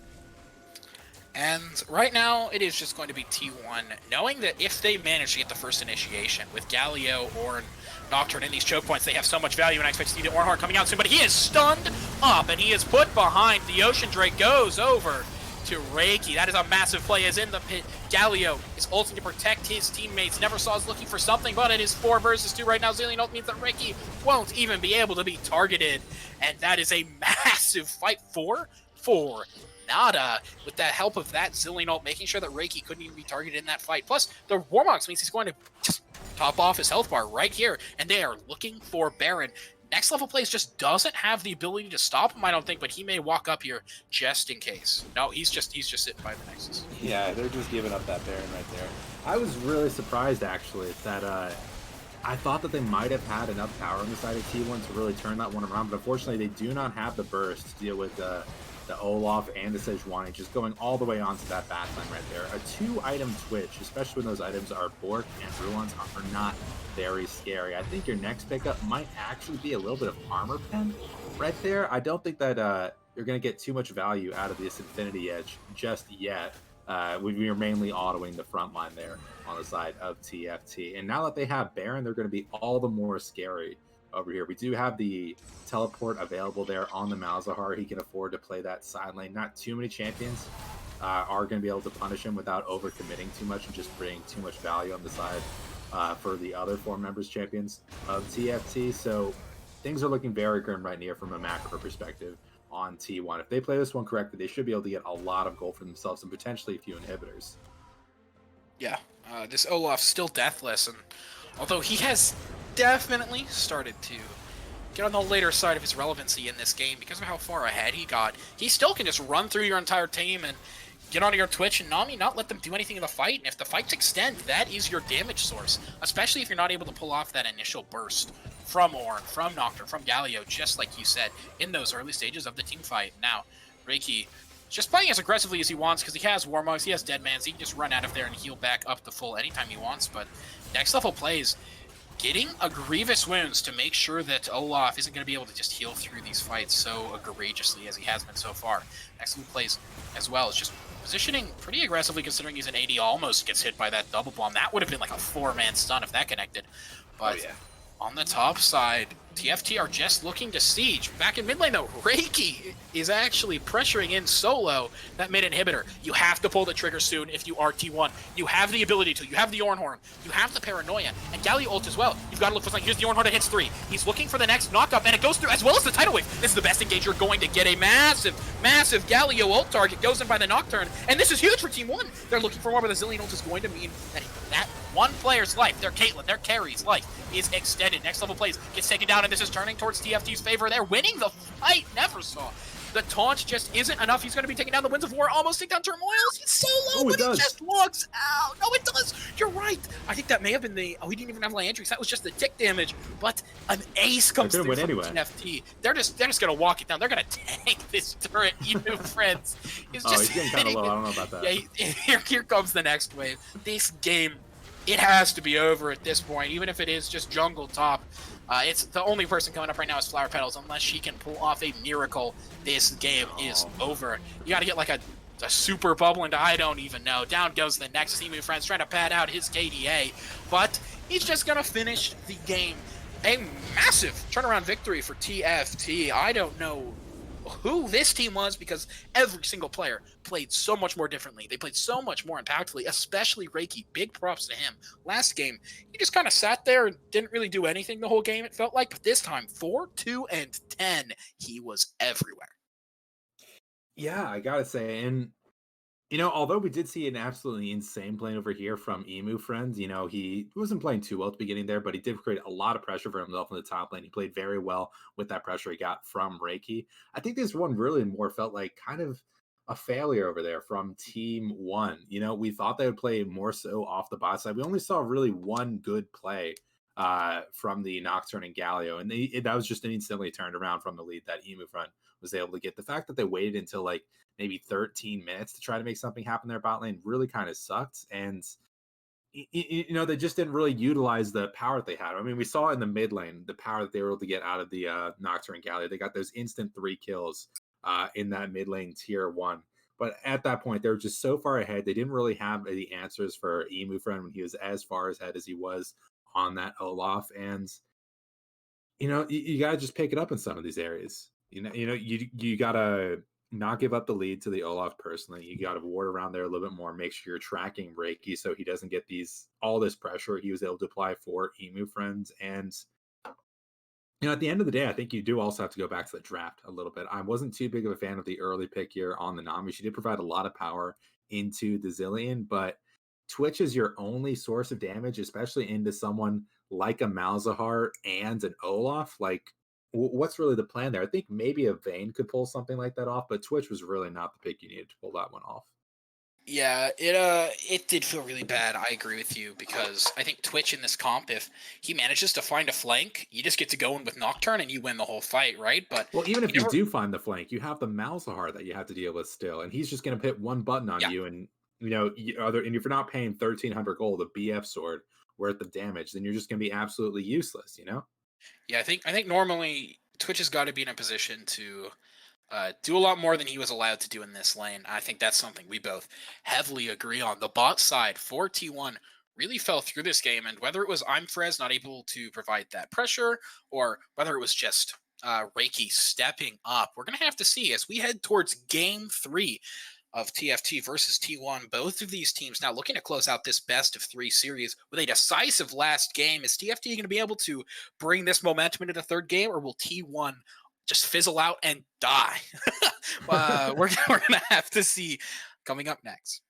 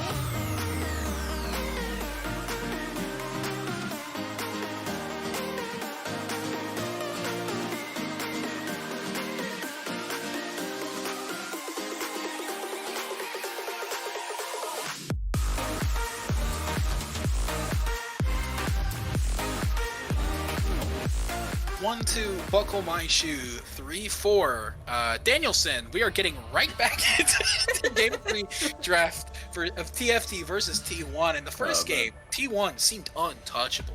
They were just rolling TFT. But game 2 came around, every single player just upped their level of play individually to the point that they had 3 winning lanes, and then their macro just seemed more on point as well. And bans, a lot of these seem pretty familiar. Both teams seem pretty happy with, although it's not in the same order so far. Lulu and Nivea. Nivea. Let's see it. 3 games in a row. I think if this is a Nivea, although it's not in the same order, it's a salty run back, and that means both teams are down. Come on, please leave me a Nivea open. I just want to see it one game, at least. I love seeing some hype in Nivea. Ooh, leaving it open. First right. Come on. Come on. It's honestly, I'm going to be real with you, it's the only option. It is the only possible pick that you should make right now. But it's just the strongest champ in the game. It's one of the first champs alphabetically, so that tells you something about its power level. Yeah, no cojones. No cojones. Yeah, we won't see it. We won't see it. Yeah, no, there's no way. These guys are too beta, man. Just... Look, 5 seconds, they're going to probably pick Caitlyn or something. I'm going to lie, I was going to say Ashe, and then I saw the Caitlyn hovered, so I cheated a little bit. But, yeah, I'm just flaming these guys in the chat right now. Yeah, honestly, they deserve it. Caitlyn being picked up, I mean, she may be the strongest AD and champ in the game right now. Oh, maybe. Yeah, I mean, this is obviously the correct pick right here. First pick Caitlyn. I mean, like, yeah, we would have liked to see the bird, but, you know, you can't win them all, I guess. Of course, they are going to copy it up with the Senna weak side pick right here. And then I do have to ask the question, are we going to see the Senna support? Are we going to see it paired with anything? Shen Senna is actually a pretty good lane, I think. What do you think about that, my man? What do I think about this? I'm so glad to see Shen. I think this champ is so insanely OP right now. Oh, yeah. And as well with Senna, like, you're setting yourself up right now for, like, all you need now is some Shen delivery systems, like, you know, maybe an Akali or, you know, some high damage. You need like a team fight jungle and Hecarim. I mean, they banned the Hecarim. I would say that otherwise. Yeah, you know? Otherwise, I completely agree. Hecarim would be so smooth here. He's also very good right now in the meta, I think. You know, you take Ignite and solo queue, Ghost and competitive, and you're just really, really strong. You win most duels unless you get hard countered by like an Olaf or something. But, you know, we shouldn't even talk about this now. He's banned. Either way, they are going to go to Mordekaiser top. I guess they're anticipating that is the Shen top. Yes! Let's go! All right. I got to talk a little bit about this. All right. Hold on. Let me finish up my thought.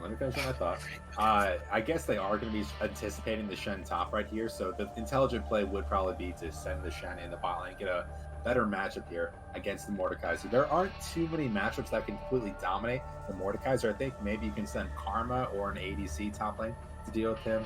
Do you know of any good matchups in Mordekaiser? I think Renekton, you can abuse the Mord pretty early, but that is true. It's still kind of a toss-up. Ooh, hold up. Vel'Koz happening here in the mid lane too. The artillery mage into the short range control mage. That is technically a winning lane for T1, but we have my Nivea boy in the TFT. So hopefully this guy's good enough to deal. What were we going to talk about? Although Mordekaiser is pretty good into Shen, like we see this matchup played and opted into by both sides all the time in pro. And like really? Because like yeah, Shen gets set behind, but you're not picking Shen to absolutely obliterate lane. Like he just happens to do that because he's OP as a nice little counter. But that shield buff let him survive this lane a lot better. And now, if you pair your bot laner with some kind of engage, I assume this is not a Vel'Koz support. I think that was a shield nerf to him, actually. Didn't he get 10 points off of his shield? He got 20 points added, and then I think they took some off. He's still pretty good. Okay. And Jungle so band, his global present is super nice. The Kha'Zix is taken off the table. That no ban is a Sedge. So Reiki finally, showing his stuff. But I do kind of have the question: what do you play next if Sejuani is taken off the table? Looking through his OP.GG, he does play some Volibear. He does play some, dare I say it, Udyr. Kind of turned it up on the rift with that one in solo queue. I would love to see that, actually. Oh, yeah. Also, Trundle, if you have some good tank matchups, and that feels nice into Shen, especially if he's going to be the only tank. That actually wouldn't feel too bad.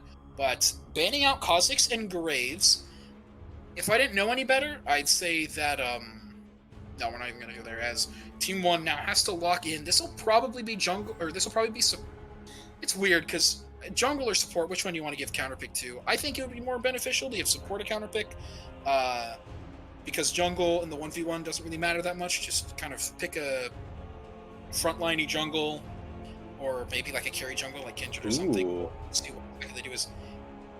Okay, that is the Soraka. This is Senna Soraka. Very likely, the Soraka is going to be fun, and Soraka becomes a beast when this happens against low damage compositions, which, for the record, Anivia, Caitlyn, Mordekaiser is not. This would just be straight up like almost unbeatable.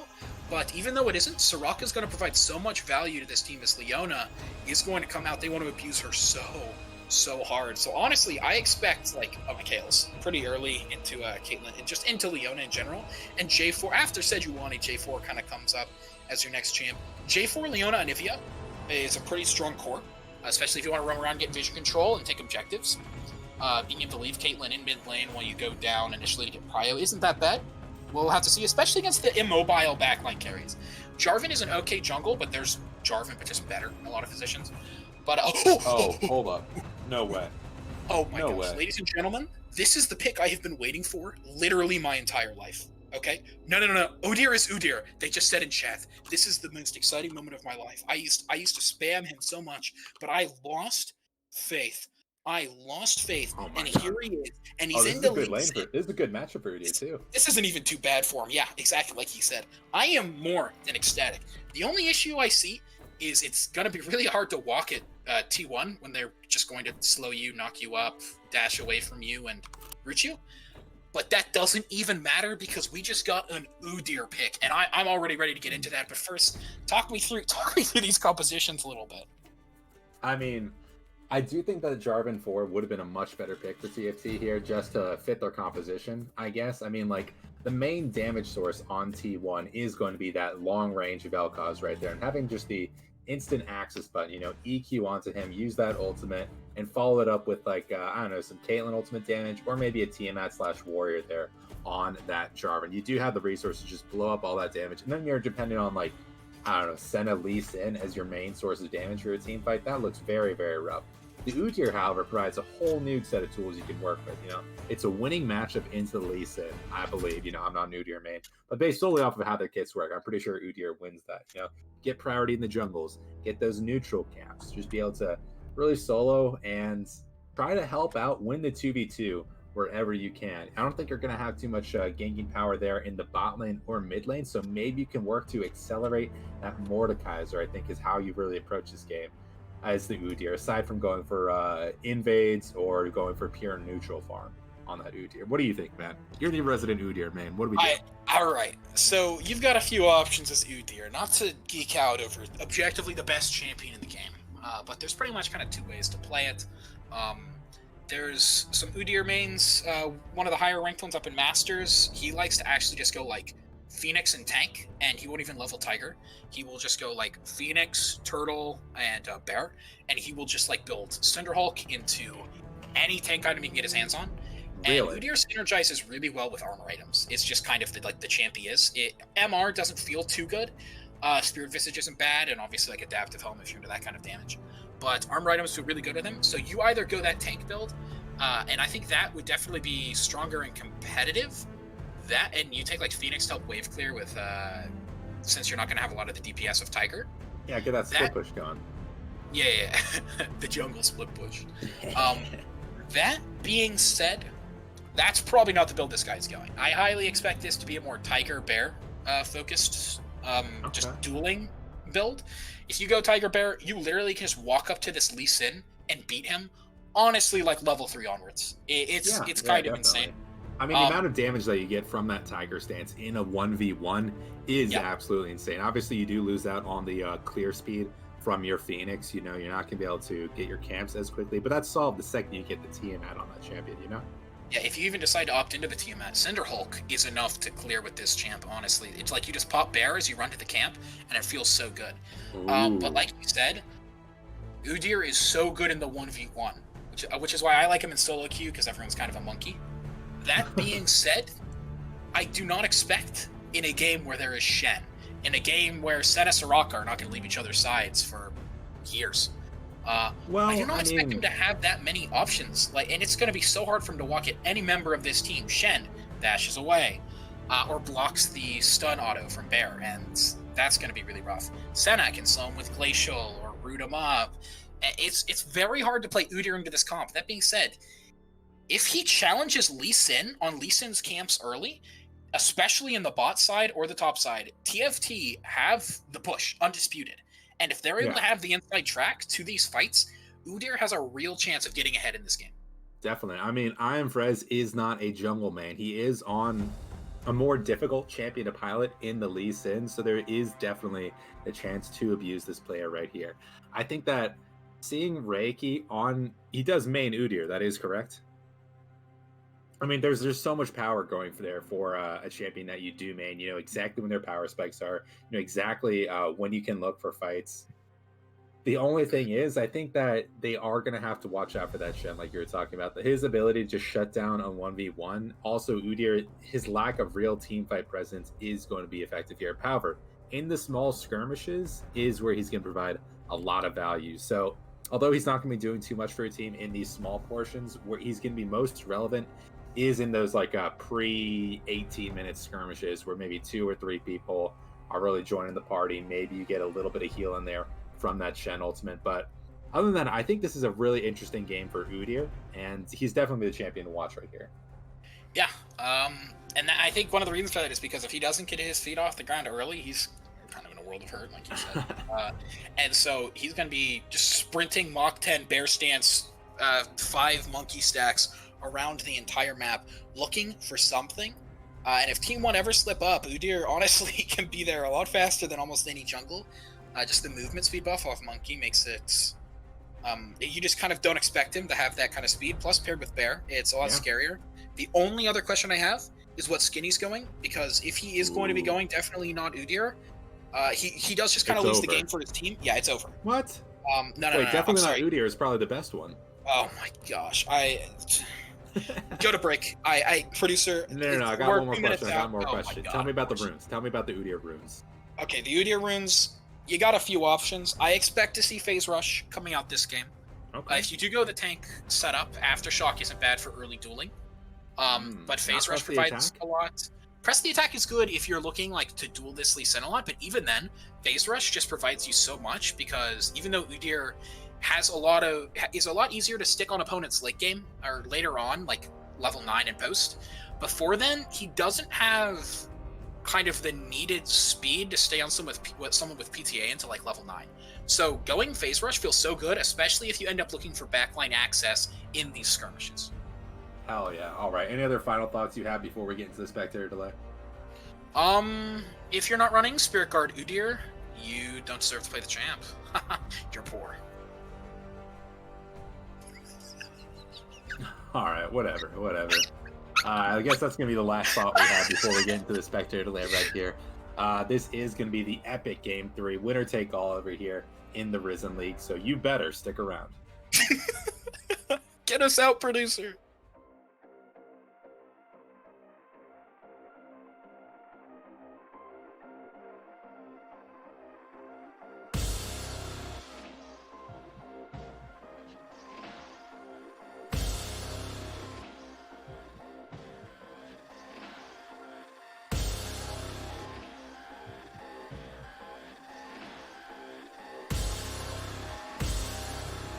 Is that all you've got to say?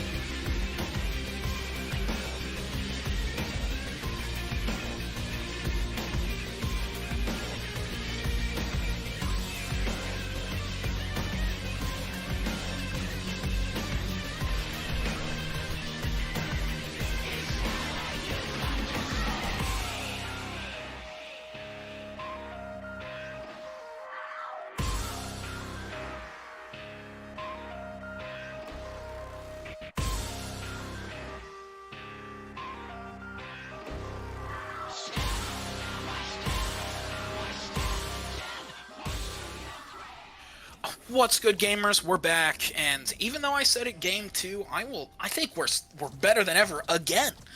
Game 3, the last game was absolutely insane. TFT came out swinging, and this time, just like game 1, both teams are headed towards this first push. They're looking to get early prio. Both of them are looking to stack, maybe even oh, it's gonna happen.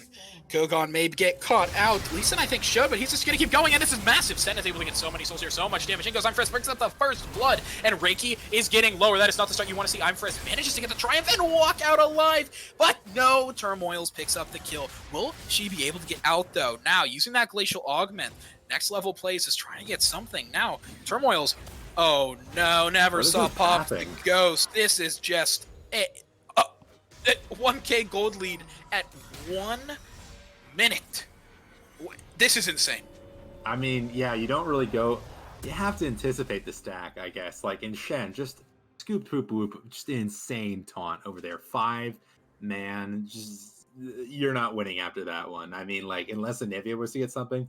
Even then, you have a much weaker level 1 than T1, so I don't really know what the point of going for that was. Either way, they're going to be having huge advantages in all members of their team. We're going to see Longsword on the Lee Sin. We're going to see Boots here, not too big, on that Shen. We're going to see double Fairy Charm on that Soraka. And the only real advantage they got was the Boots there on the Caitlyn. So, I mean, you're not really going to be able to get too much with this, but that's going to feel really bad for Udyr.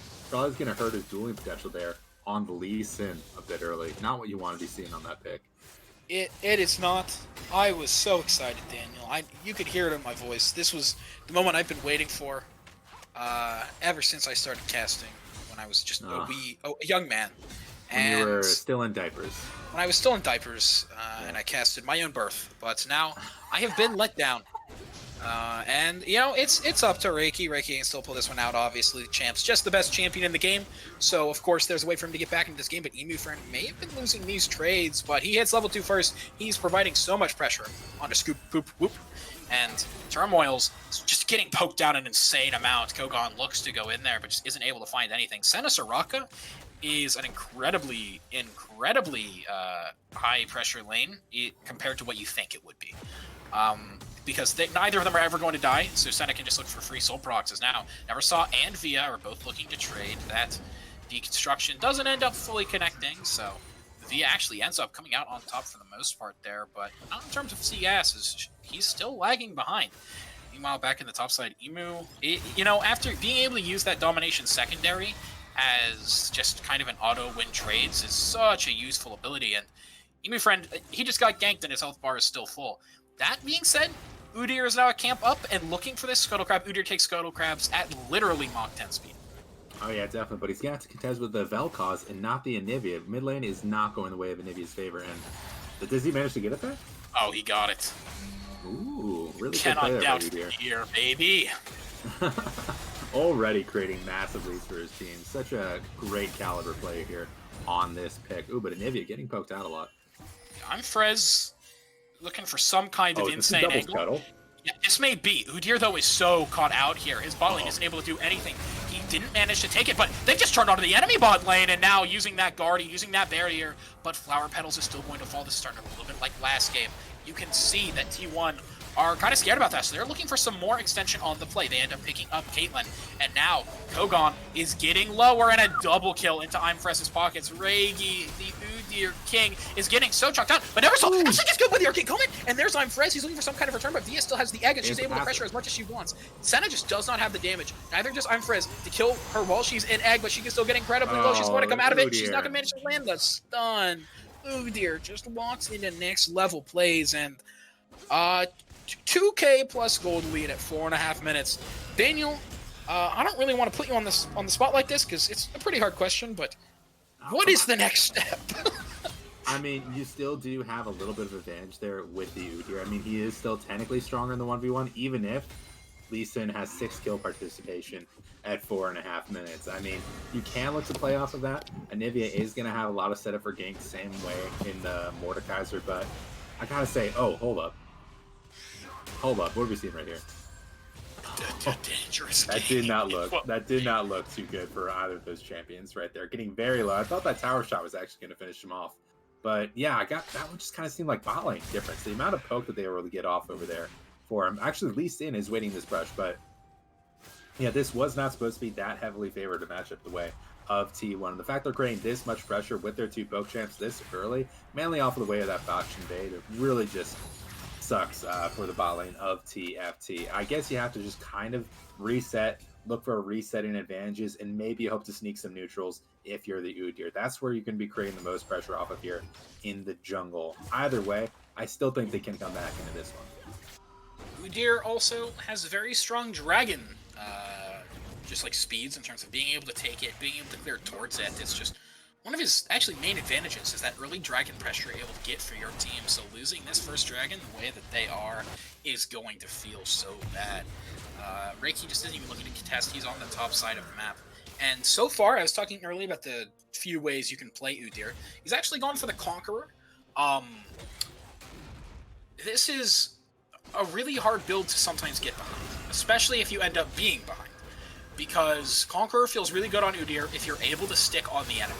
Which, you know, there's worlds where you really easily do that, right? The champ has a lot of movement speed when he stacks Monkey, but Neversaw knows he has the Shen behind him as he just tries to unleash onto Via, but he gets taken down. Here's Reiki, and Conqueror is going to proc now. I was flaming it before, but he's got the extra damage. Scoop, whoop, whoop. He's trying to get out of there, manages to use that dash, get out of there. Doesn't have to taunt anyone with it, doesn't have to play offensive, just has to get out.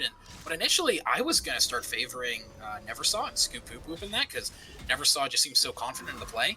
Reiki was there at the right time, managed to pick up a kill. I believe one of the kills, or Via, he's now actually going to be in a pretty good spot with this back, managing to pick up an extra Sapphire Crystal and some boots. So, this, honestly, all things considered, looks pretty good for TFT. Yeah, I was gonna say, oh, sorry. As soon as I started talking, I just started coughing. But the one good thing about playing into Enchanter there in the bot lane, particularly if you end up giving away an advantage early, is that you can't really threaten the all-in too well with that Senna Soraka as much as with that Leona. So she's going to get the runs off, but she's also going to get the so much trouble using the stopwatch. I do have a bit of a question mark thing for that one. Now Neversaw's having to walk towards Via. He knows he has Riz nearby, so he can look for something. Scoop, poop, whoop. Now gets caught in the Mordekaiser ult, that Death Realm. He's not going to be able to use his sword as easily anymore, as it's stuck over towards the middle. But Emu Friend just going to keep looking to extend this play with the movement speed he gets from his passive. Scoop, poop, whoop. Gets hit by the Q and the auto attack. That is massive for Emu Friend as TFT start to crawl their way back into this game. Yeah, a lot of people don't know that you can actually Q flash on Mordekaiser for an almost guaranteed hit. I don't really think he needed to do it there, but you could saw it ended up putting him in perfect position over there to get that last auto attack. Ooh, one more hit on that rep up. But yeah, I gotta say, really great job by TFT over here, using their creativity and their one lane strength there in the top lane to really come back into this one. Udyr just setting up beautifully for the ganks. And it looks like he actually is going there for that tank build with that Bomby Simmer. Hopefully we can see some kind of turnaround from him in this dragon. It is going to be a mountain second, meaning we're either going to get the Infernal or the Ocean here as our soul for the game. Either one would be massive for this team. Via gets really low with that disintegration rate, but you pretty much go, oh, pardon me, as now Kogon is going in onto next level plays who gets caught up. This is what happens when you don't take flash. But he's still looking to actually return quite a bit of damage. The Ignite, though, means his heal isn't going to matter that much, but he takes down that Caitlyn, and Kogon just doesn't have the damage. And here's Scoop Poop up the stand united. This is going to be massive. Using the Glacial, using the taunt to make sure that Kogon falls here. Oh my gosh. Next level plays did it. He looked so dead, but he had his team behind him. And he's looking so topped up now as well with Flower Petals. He has the mana immune. He's going to start stacking that up, and a big win for T1. I completely agree. It is looking like a bot lane difference here in the first 10 minutes of the game. You could even see how Turmoils could have potentially flashed that Senekio and got that last auto for himself to stay alive and potentially win that trade right there. Unfortunately, we're looking at a 3-6 bot lane over here in what was supposed to be a very winning side of the map. Really, really unfortunate over here for TFT. So right now, we're just considering what are the strengths do they have? How can they come back into this game? I do think Anivia has a lot of power she's going to be working with, particularly now she has her level 6 and the Catalyst and the tier. Mordekaiser with his Haunting guys is going to be doing a lot in the way of the top lane. We've already seen him doing these early 1v1s. Meanwhile, Udyr, kind of the wild card of the matchup. I'll be honest, I don't know what to expect from this guy. He is being able to pull up a lot right here. He's doing a great job of matching up against that Lee Sin. Roams over here from Leona is definitely what I want to see, though. Yeah, Leona is going to have... If she's able to be unlocked onto the map, she's always going to have so much pressure. But Senna Soraka getting ahead, that's pretty worrying, especially as we start to move later and later into this game. We're still at 10 minutes, though. So, oh yeah, for sure. But we're still early into this game, only 10 minutes, despite that 15 kills so far. This is kind of insane. This game, considering the comps, has had so much action, but both teams just seem to be thriving in it as now. Emu Friend and Scoop just never stop fighting in the top side, which does not mean a lot for Scoop because you look at that CS, he's almost 40 behind. Hopefully he's able to clear up this wave and shorten it a bit, but oh, that just feels so bad. Yeah, and I gotta say, we saw the junglers there. Lee saying he was showing himself towards that dragon right there, so Udyr says that. He says, all right, I'm gonna go for a pre-14 Rift Herald, and then I'm gonna rotate towards the mid lane with that. Whether or not we see any kind of fight happening off that, or proceed to even go for the second dragon, I really don't think that they should. I think they should just use this Herald mid. There's no way you win this one right here. You're just too far behind. Ugon has no ult anymore. He used it, but in comes Reiki. Doesn't get it. Red team secures. That's I'm Fred. Look at Never Saw the disintegration rate just running across the enemy team. Shen there to protect him as next level plays picks up the kill. Turmoils has to flash to the red pit. But I'm Fresh follows, uses that Sonic soccer ball to pick up the next kill. Via tries to return something, but it just doesn't matter. T1 yet again come in big. Yeah, that one just kind of felt troll over here from TFT. There's no way you win that 4v14 fight. Even then, you don't have your teleport available on Emu Friend, the one guy who is ahead in that matchup. You do have the Shen ultimate you're going to have to contend into, and trading Dragon and multiple kills for like 2 platings in the top lane is just in no way worth it. Really big macro misplay over here from TF2. These guys need to pick it up if they don't want to just completely get snowballed on by that fallen in jungle. Yeah. I couldn't agree more. And although Yugo Cinderhulk, no matter what, on Udyr right now provides too much clear and too much value, this is probably not going to be a super offensive build. I don't know if you're this game ever going to get the golds. You kind of have to start turning things around now before Senna, Soraka, and Vel'Koz just will outscale you. So I don't think you can go for the Triforce. You maybe go for like a Black Cleaver or something, but even that's really high, and you're not shredding the armor for too much people. You just need some tank stats. So Righteous Glory to be able to get on this backline wouldn't be too bad, but we'll exactly see what he wants to do. As now Scoop, like I said, it's so hard to play Udyr under Shen. You can just dash away, and then you actually cannot stun him. So Turmoils must be really frustrated by this lane because he's just perma pushing, he just wants to beat the hell out of next level plays and Flower Petals, but they feel pretty happy with that. And considering that TFT don't really have a front line, this serrated Dirk for next level plays is going to feel really good. Yeah, definitely. Great play by Udyr here. He does have the platings there in the top lane, meaning that this first turret is going to be going down there, giving a little bit of a goal advantage there to this team. Is going to be still down 1k, but I see some kind of a fight here out on the Shen. Lee Sin is making his way top, though. Shen manages to take that down and head out. That actually feels really good for Scoop. He did not want that to get too charged, as he would lose so much pressure versus this Mordekaiser and draw so much enemy just attention upwards. Now Lee Sin maybe looking at his Krugs. Really, he just kind of wants to make sure that people are over there and that Emu Friend isn't getting too deep in his jungle. Yeah, I completely agree. Meanwhile, I do have to notice some of these builds. There are a lot of things that you can go for on the Vel'Koz. One thing you can go sorry, for Danielson, but we don't care about the shopkeeper when there's a fight happening. I'm Frez. Maybe caught out now. The Stand United comes out, but that's not going to protect him in the death realm. I'm Frez. Ends up falling. Big shutdown going towards Emu. And now Scoop gets out of there. Never saw, though, behind his... Oh, I was going to say behind enemy lines, but they're behind his. He gets caught out, though. Via locks him in the corner. I don't think he's able to move right now. He's actually stuck. He's actually stuck. He has to use Ghost to try and get out. Scoop gets taken down. Now Never Saw may be in trouble, but that wall was insane. Yeah, really interesting there. I mean, she did miss that stun while he was trapped in her Glacial Prism right there, meaning she did lose out on a lot of damage and potentially the kill in that, but being able to place very good walls there on Anivia is also very highly skilled. But back to the shopkeeper right here. I do think it's very interesting that Vel'Koz did decide to go for the Seraph over here as his core items. When you do go for something like the Vel'Koz, you can go for the Comet, or you can go for what I think would have been the better option here in the Glacial Augment. It provides a lot more utility to your team and opens up a lot of really good purchase there for yourself. Ooh, but what's happening there in the mid lane?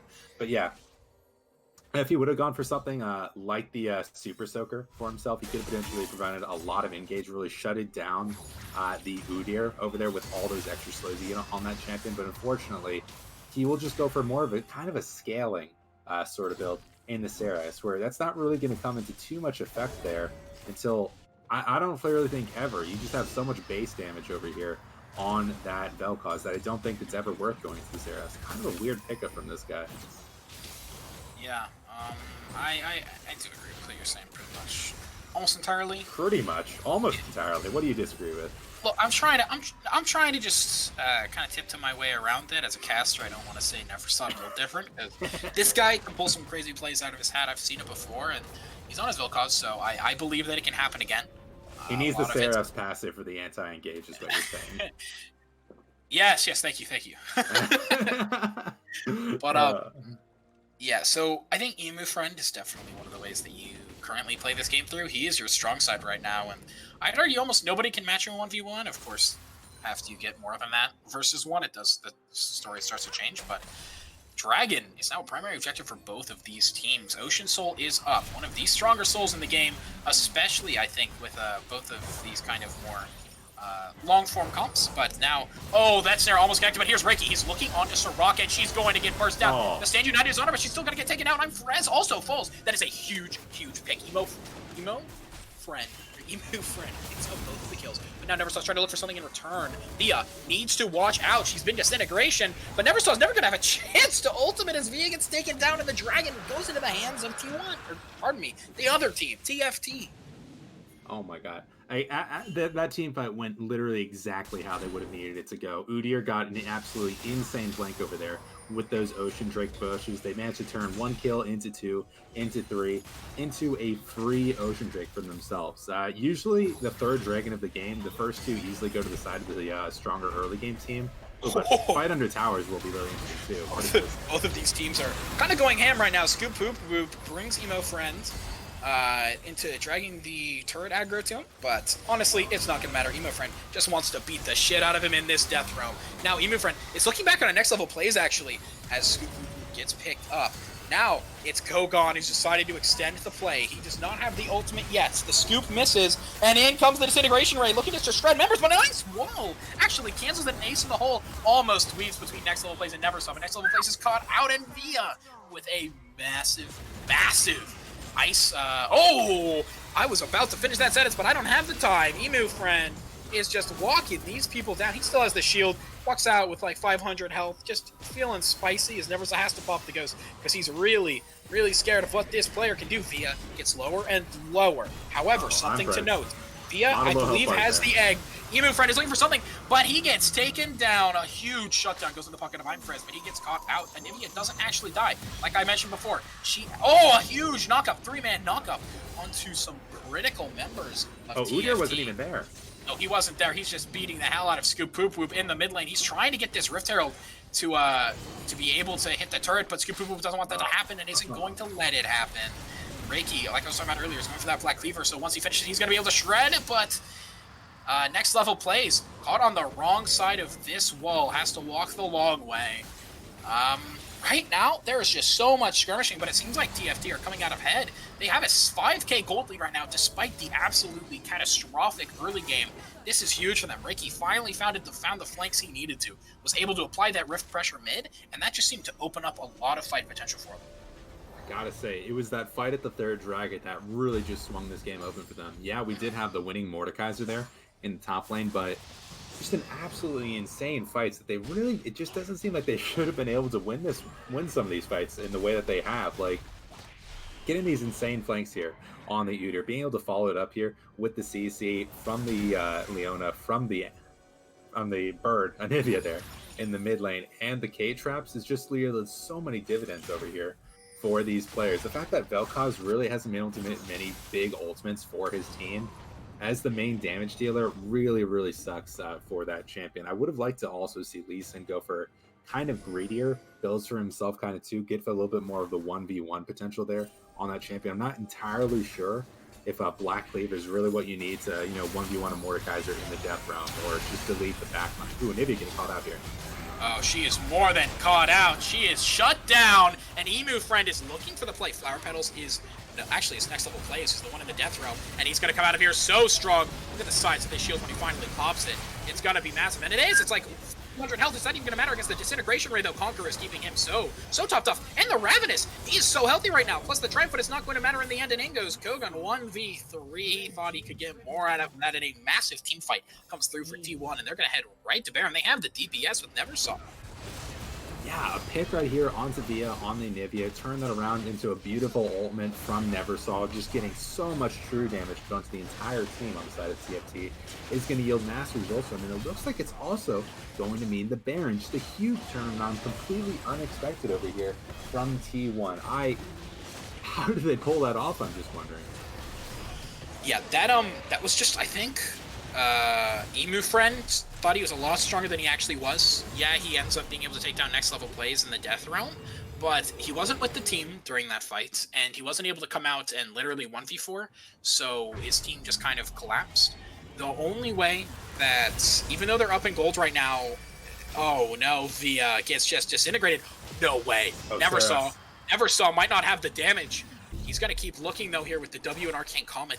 That was one of the most insane. That was, like, considering that it's an artillery mage matchup, that was so insanely close. They were just head-to-head duking it out, and Reiki now is looking for I'm Frez. You're talking about that 1v1 potential in the damage. Zen is here to provide support, and that scares off Reiki enough to get him to back off. If this play extends, next level play is definitely the one with more advantages in his pocket. You look, the QSSs are coming through. Emu Friend has to be careful about who he death rounds.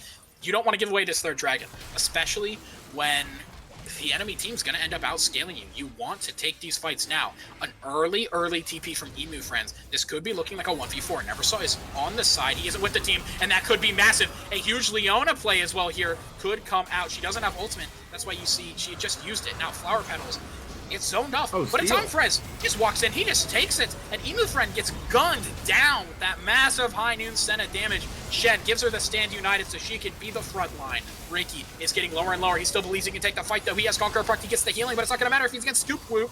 And Neversaw flashes over the wall, providing long-range tactical artillery support. Now, that was a huge play. 2 for 2. But when one team gets the Dragon on top of that and its third Drake, I'm leaning towards T1 winning that exchange. Yeah, I'm Perez coming up absolutely massive over here. I did not think he would be able to get that Drake there for his team. We saw how much pressure Emu Friend was putting over there on the backline. He was literally 1v4 in that Dragon Pit. Not something I expected over here from iFrez on that Lee Sin. Boy, he is just coming up absolutely huge this game in a matchup where we didn't think he would have the advantage. He hasn't built any armor even into this Udyr. This man is putting his team on his back. Yeah, he's just gonna Spirit Visage because he knows that as the game gets later, Udyr isn't the real threat. It's gonna be this Mordekaiser and this Anivia. Caitlyn's gonna be pretty annoying too, but right now you look at the damage in these team fights and it's all on them. So building that Spirit Visage, honestly, I think Adaptive Helm probably would have been the buy, but either way, MR feels real nice. Oh yeah, definitely. I mean, maybe Spirit Visage, you do have the 2 support champions, and it does amplify. I forgot about the Soraka. And the Senna. You're right. Good call. Idiot, Lauren. God, what are they teaching you guys in Texas? I'm only gonna call the team fights now. That's it. I'm sorry, man. But yeah, broken my will. They had so much power that they're going into these fights with on the side of TFT, but weird picks either on Via or Turmoils has just been able to just completely change the pace of this game again and again. Again, I do think they eventually have the scaling on the side of TFT.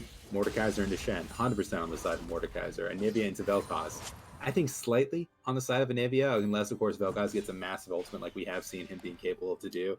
Then the botman, we have Caitlyn and a huge AD carry versus 2 supports. Although they don't really have the pick potential with those 2 supports on the side of TFT, you know, they're not going to be able to get someone's health bar down to 0 if they have 2 guys healing them up.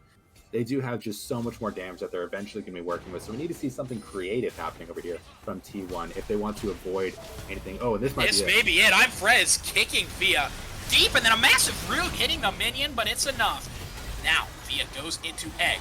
Watch Neversaw just to make sure that no one can even approach the Disintegration Ray, but honestly, it was pretty unnecessary. Either way, you asked for something creative, and there was the pick. And now, honestly, it's looking like T1 can just kind of walk down mid, get some turrets, get some damage. You look at what objectives are up, and Dragon and Baron are up in a little over 2 minutes. So you've got time to spare to set up vision, to push as hard as you want, but Emo Friend is looking for something. He gets a double group, and Leona as well follows up with some slows. Flower Fiddles has to use the barrier and use her ultimate. She heals up so much. She ults I'm Frez. Doesn't want that Lee Sin in the fight. He's looking to do a lot of damage. Zonius is in the middle. And now, watch Boo-Boos goes deep, but it might pay off. And goes I'm Frez after they trade people, but oh no, next level plays is getting chunked down. Caitlyn is going to pick up that kill, a big double kill for Turmoils, and T1 got way too greedy there. Oh yeah, and that was a 4v4. We didn't notice Udyr in the top lane right there split pushing, or the counter to the split push. He never saw on that Vel'Koz. But yeah, Emu's friend just coming up massive again and again, exactly when his team needs it in these fights. I did not think he'd be able to pull off everything he did right there. He ended up ulting the Lee Sin, who I guess he used his QSS a little bit early right there. He ends up Zanya'ing to kind of prevent the burst from Lee Sin. I guess maybe his cooldowns are coming back up, and then getting so many kills off the back end of that fight. And with Baron coming up here in just about 45 seconds, you're going to have to see both these teams going for vision, going for setups right here, or potentially setting up around the Ocean Drake. This could be an Ocean Soul over here for a team, and that could be the power they need to avoid that scaling on the side of TFT. Yeah, if you can wait out the Baron, and that's only a temporary buff, but Soul is forever. So that Ocean Soul is definitely going to feel really good, especially in these extended fights. I mean, if you can imagine, although they may individually scale better, Senna, Soraka just feels so good in these team fights. It's so hard to out DPS their healing and extended damage, and Lee Sin's going to probably be more relevant than Udyr unless he gets one of those insane flanks on a Soraka again. Yeah, real quick, I gotta add in. It's gonna be nuts. All right, go. I gotta add in. Soul is Forever sounds like the name of a bad isekai anime. All right, continue.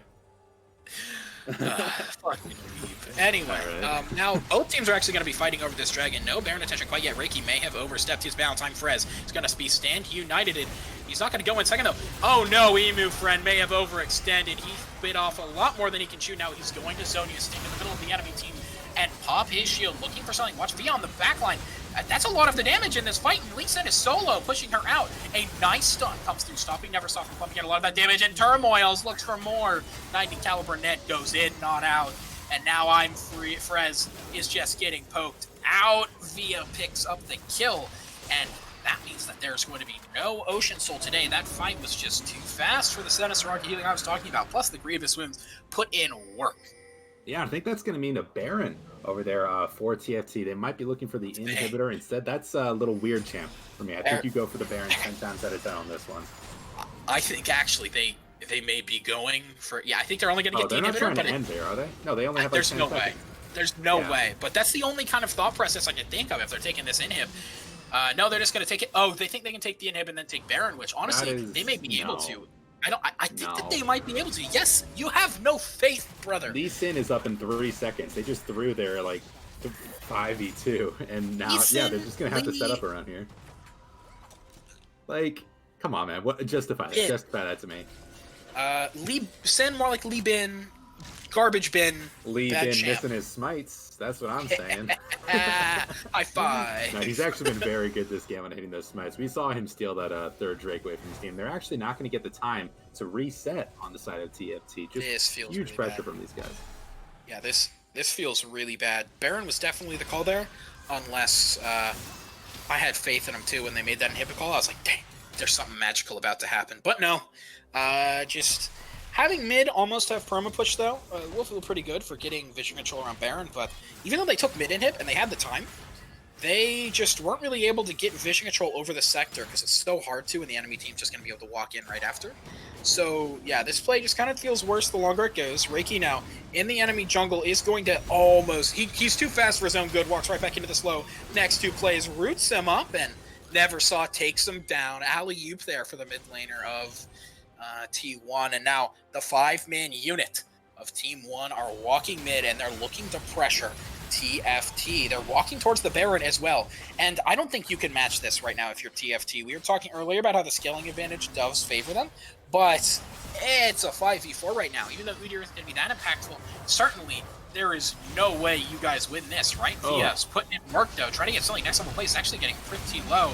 But here comes Emu again, just so cocky. He was ahead for so much of this game as Imfrez is incredibly chunked out, and a great insect brings Via back to the rest of the team. You can't split against these guys and go scoop, boop, whoop. And he is putting in work yet again. Turmoils is zoned out entirely by Imfrez, but it's not going to matter. Neversaw now is looking to turn this fight back in his favor. Massive disintegration rate and some huge damage. A Shed picks up a double kill and a shutdown. And there's no way Udyr gets access here, right? Imfrez is down, so he actually may look for something. He has so much movement speed. And yeah, T1 are actually going to call this play off. Really? Oh my, I mean, their jungler is down. Baron. They just don't want Baron. Yeah, I mean, that's actually pretty smart. With Lee Sin being down, they have no way to guarantee the Baron being there, so they have no, like, real kind of pseudo smites for themselves. I mean, like, but he, what is this? There's too much to talk about right here. This is too hype. Yeah, but what we did end up seeing right there was just turning that pick into an easy 4v5. We thought they might have been turning that around for a second. Just massive damage here to Caitlyn. It is going to end up being healed up by the Senna Soraka. I gotta say, like, not having any armor, yeah, that's really a ballsy play against the Udyr, but against the Caitlyn, who is at 3.5 items, that is even ballsier right there. And they eventually do have to back to get their base up in order with those supers, generating so much pressure for themselves. Again, you know, it could have generated more pressure than having the mid inhibitor, the Baron for your team. I gotta harken back. That was definitely a misplay for themselves earlier. Yeah, that feels so bad. Reiki, he greeted out so hard too there. He was already a level up. He would have had the smite advantage, but you know, he wanted just a little more. He went for the blue buff and he got punished so hard for it.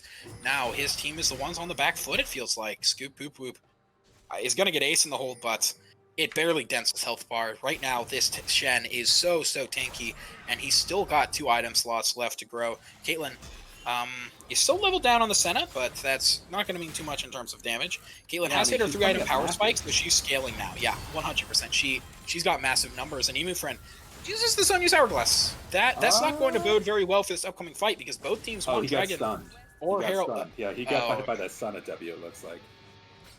Even then, I don't know if that's the play, but Scoop Poop Whoop is so aggressive. Even Emu Friend is shocked, ends up missing the grab. Now, so you never saw us just trying to poke out the enemy. Reiki is level 16. Doesn't really mean as much for him as it would the enemy jungler, but still a nice number to call out. Next level plays is also looking for some insane range right now. This Senna does actually have 106 souls, so her auto and Q range is so far, and this could be the last fight of the game, ladies and gentlemen. If TFT win this, they're going to just be able to walk it down mid. Their supers are already pushing in. It is up to Team 1 to make a miracle play, but they've done it before. They did it earlier this game. Now, Kogon is just getting poked out, and that does not feel good. You have the engage tools if you really want them. You have the Leona ultimate. Emu Friend even maybe just walks at them, and that's enough. But it's hard when you don't have something like a Nautilus hook or, you know, some kind of secondary engage. When all of your pressure is on Kogon, I think he's going to be the one that has to step up. Yeah, and now we finally started the Dragon. Senna Soraka means that they're going to stay in tip-top shape. Reiki gets tagged by the Lee Sin Q, but no follow-up yet, obviously. Imfrez doesn't completely have Lee Sin syndrome. Despite not being a jungle main, he has stepped up this series. He's provided a lot of very creative engages and a very creative shot calling to the team when they have needed it. And look at this Vel'Koz poke. It's massive. It's scary, especially when you don't have a Gargoyle Stone Plate for Leona. This is just straight up her health. And when you can shred it with true damage on Neversaw, this could be a big issue. Now the Dragon is getting burned down more and more. It's at 2k health, it's at 1k health, and it is Udyr who picks it up. That is a 3rd Ocean Dragon in a row for the blue side. Neversaw gets stunned up when he is in the middle of this integration ray. And this actually could be TFT walking away, only losing 1 member. This is insane. Red Pings are on the Baron. They want to look for that fight without Via. There is so much damage missing from the TFT lineup. That being said, denying Ocean Soul again, this is absolutely huge for TFT. Yeah, bring themselves up to 3 Ocean Breaks, but potentially having to get the Baron right here. Yeah, Udyr immediately started walking bot lane. I mean, I guess he's comfortable with getting up to Baron. I'm not entirely sure what is up with that play right there. He could potentially just power dive his Vel'Koz though, so I think that is something I have to watch about. Yeah, Udyr, this sounds really specific, But for some reason, a lot of people just end up playing Vel'Koz into Udyr. They think it's safe. It's not. You're too fast. He actually can't hit his skill shots. We saw earlier that Reiki only got hit by a Q because he literally was too fast and juked it like at too fast speed and walked. He dodged it and then walked back into it. So yeah, this Udyr is going to be running a Mach 10, and he has picked up the Wits End. And that actually is really nice, because when the side of T1 are stacking more and more MR, especially with those Quicksilver stashes, being able to shred that from the frontline members is going to mean a lot, specifically for Anivia and Mordekaiser. No, they changed Wits End like 2 seasons ago. Oh my ago, god, dude. You're right. It just gives you on-hit damage. All right, well, that's why you're the color and I'm the play-by-play. Boy, that's embarrassing. Udyr hit fast. Udyr hit fast. I was so hyped too. I saw this. Now I don't like this item anymore. I think this item's actually really bad.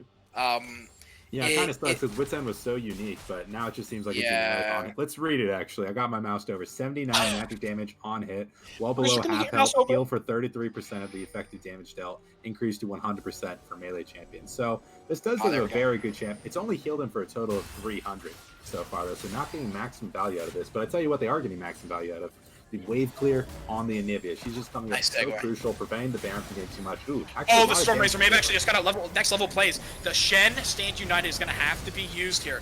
But Reiki's just keep looking to extend the play, but he's so fast it almost doesn't matter. And they've grabbed next level plays again, using instantly. What was that healing from the Shaka? Instantly using the Death Realm to try and trap that Senna, but an instant activation of the Quicksilver Stash. That does mean that Anivia can play more aggressively into her, though, if she manages to land a stun. Or if this happens with Leona, you can't heal through that much damage, is what I'd want to say. She didn't just do it! Senna Soraka just seem unbreakable right now as Blue Team is so slowly getting whittled down. Frez goes in. He's not going to die. They just keep looking to extend this play. Reiki doesn't have the damage either. And so Caitlyn has fallen, and so has their team fight. Via's looking for something, but this is a 2v5. Glacial Augment means that she's going to be running at the speed of a snail away, having to use that Archangel Staff, that Seraph's Embrace, to try to get something back. And in the egg, Anivia goes. Now she's going to be knocked up, and Neversaw just watches as his lane opponent dies. 50 seconds on Anivia, 25 seconds on Caitlyn. Do they have the speed to push this in?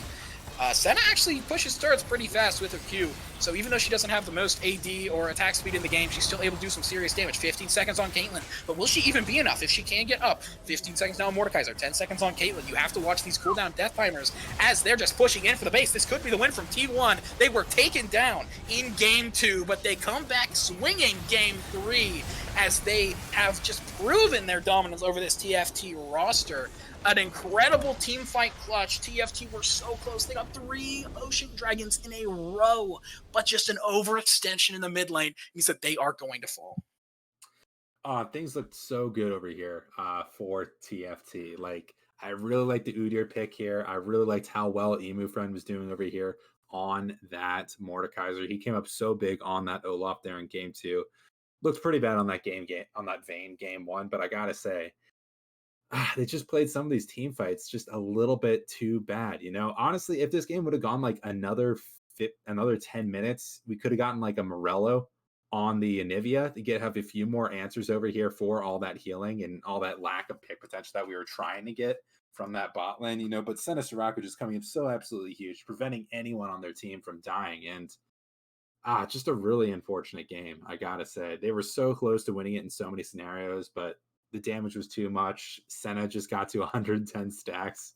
Literally an insane amount of damage coming out there from that champion. So I gotta say, really, really great job over here to the bot lane of T1. What? Can you pull up the healing numbers on stream? Healing numbers. Let's see that. Yeah. Mr. Producer Caddy. Because when we look at these numbers, something I want to point out is if you combine Mordekaiser and Udyr's damage together, it is only 500 more than Senna's healing this, or Soraka's healing this game. Literally, she has invalidated 2 entire champions. That number is massive, especially when Mordekaiser was almost solo carrying a lot of those fights, and he just seemed to not die. Even that healing is just nothing. Bow down to the goddess of the support role. All hail Soraka.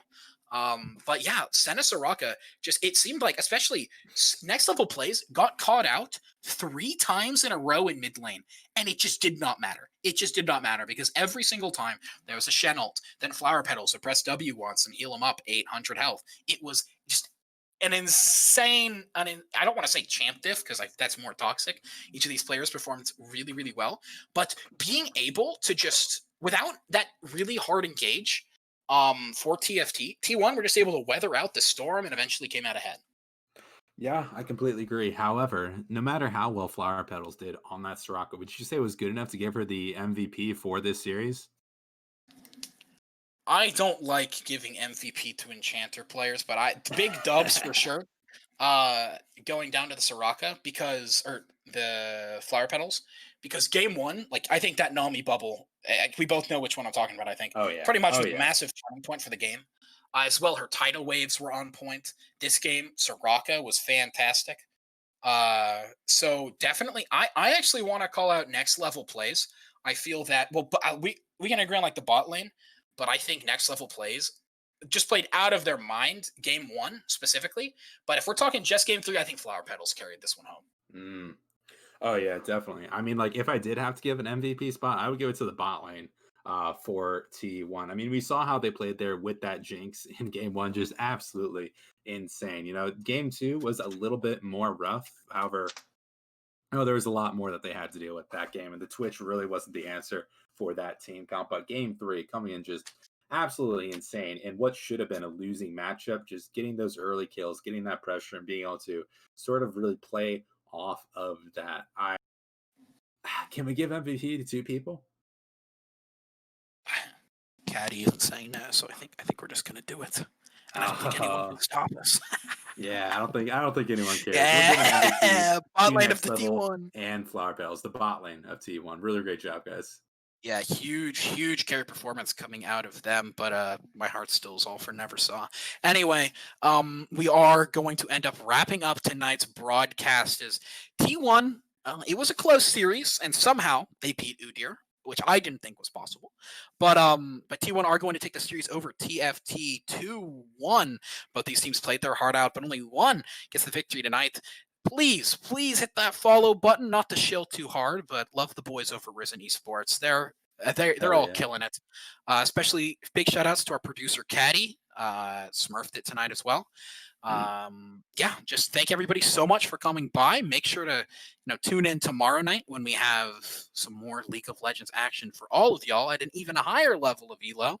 LCS, honestly, less than Risen. That's all I have to say. As we're going to head over, we all know they're honestly just a team diff. FlyQuest. As we're gonna animal diff.